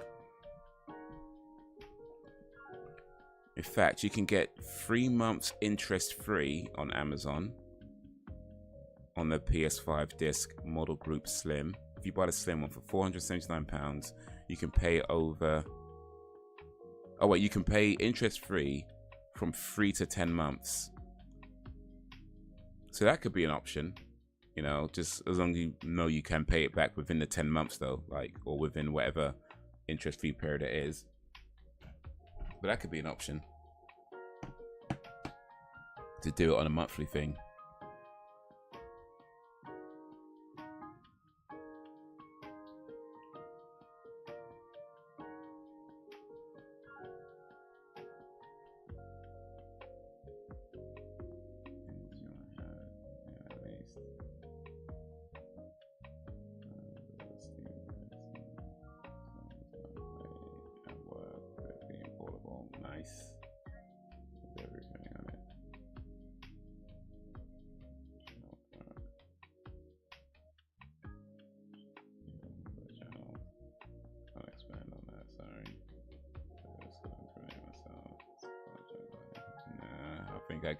I think I get it.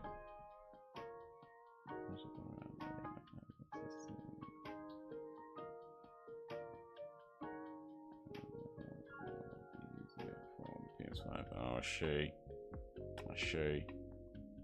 Well, that's a damn shame.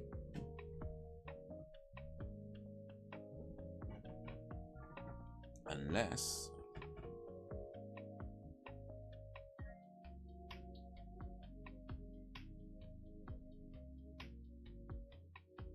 you could set up a separate Amazon account.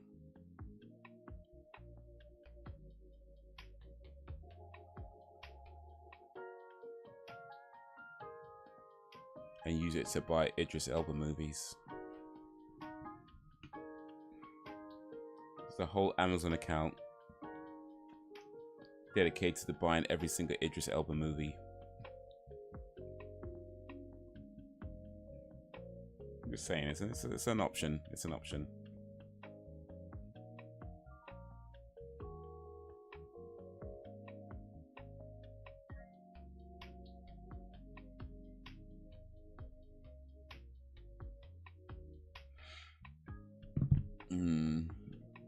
But yeah, maybe I'll look into this interest free for the PS5. I might do that myself actually. The only thing is I don't think it's a good idea for me to take on any kind of credit just yet. Not just yet anyway.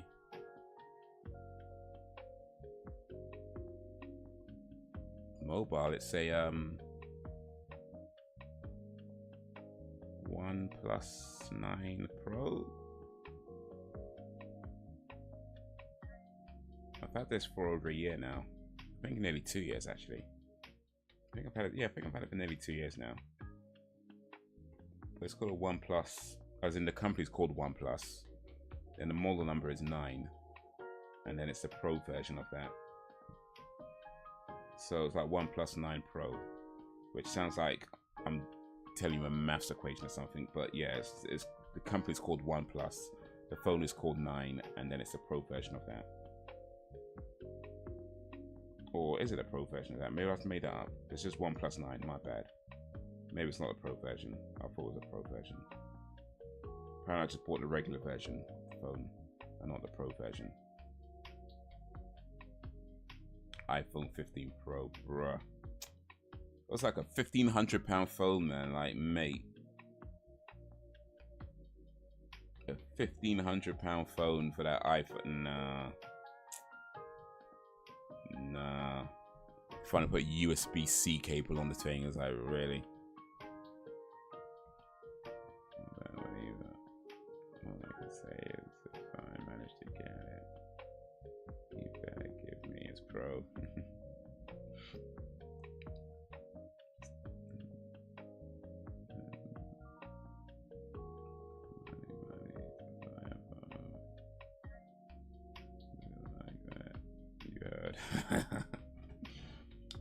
That's a £1,500 phone.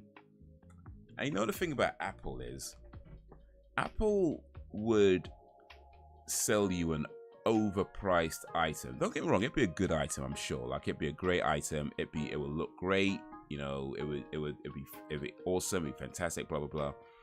But it's not £1,500. Like, it'll give you a bunch of features that other devices have been doing for like 10 years already. Like, dude. And Apple be acting like they invent stuff. You know what I mean? They be acting like they invent stuff. They be acting like they invented video calling. You know how long video calling has been around for? Apple did not invent video calling, but they be acting like they created it. And the reason, and the thing is, they use phrases like FaceTime. They don't call it video time. They don't call it video calling. They call it FaceTime.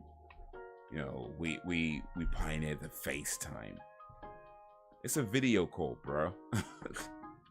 And even iMessage, like they're using, you know, sending messages through your internet rather than the phone provider, rather than the text. Like these are all technologies that have been around long before Apple adopted them, and they just give it this name, iMessage. You know, iMessage, and they start giving that blue bubble or whatever as a pink, I don't know, like green bubble. Oh, you got the blue bubble, and we got the green bubble, and it's like flipping out, man. That's what we're doing now. It's copying other people's designs and adding colors, and that's your £1,500. Flip it. It's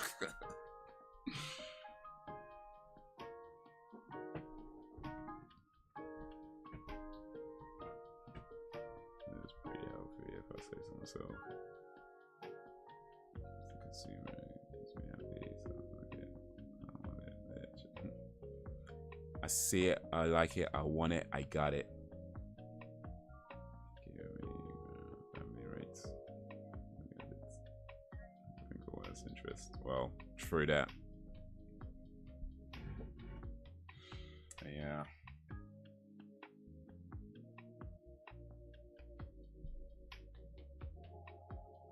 Just remember though, like we were saying before, we ain't got that young man metabolism no more when it comes to food. Same thing applies to money. Same thing applies to money. We ain't got that young man metabolism no more when it comes to money either. Just gotta be careful out there. I mean, have your fun, but be careful out there because, bruh. But hey, I have not heard of the HP Elite Dragonfly laptop.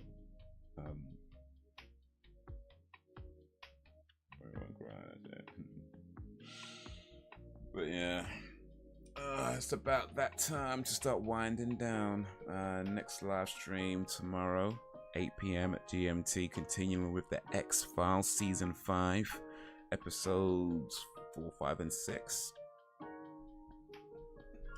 Episodes 4, 5, and 6 tomorrow. Get it ready on Zero. Well, no, not right now, of course, we know. Soon come, soon come.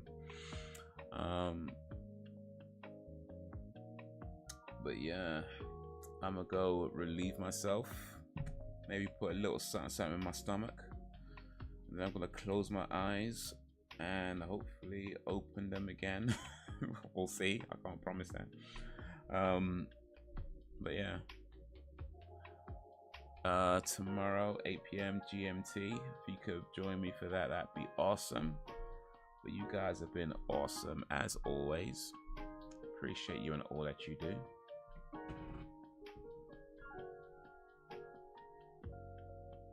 One teaspoon of olive oil a week is good for the body, being a health thing for thousands and thousands of years. All right, just 1 teaspoon of olive oil, yeah, that's all you gotta do. No exercise and nothing, just 1 teaspoon of olive oil. Okay, cool, gotcha. Gotcha. Don't gotta do an exercise, don't gotta eat no protein, just 1 teaspoon of olive oil. All right, cool, cool. But anyway, till ever, if ever, peace.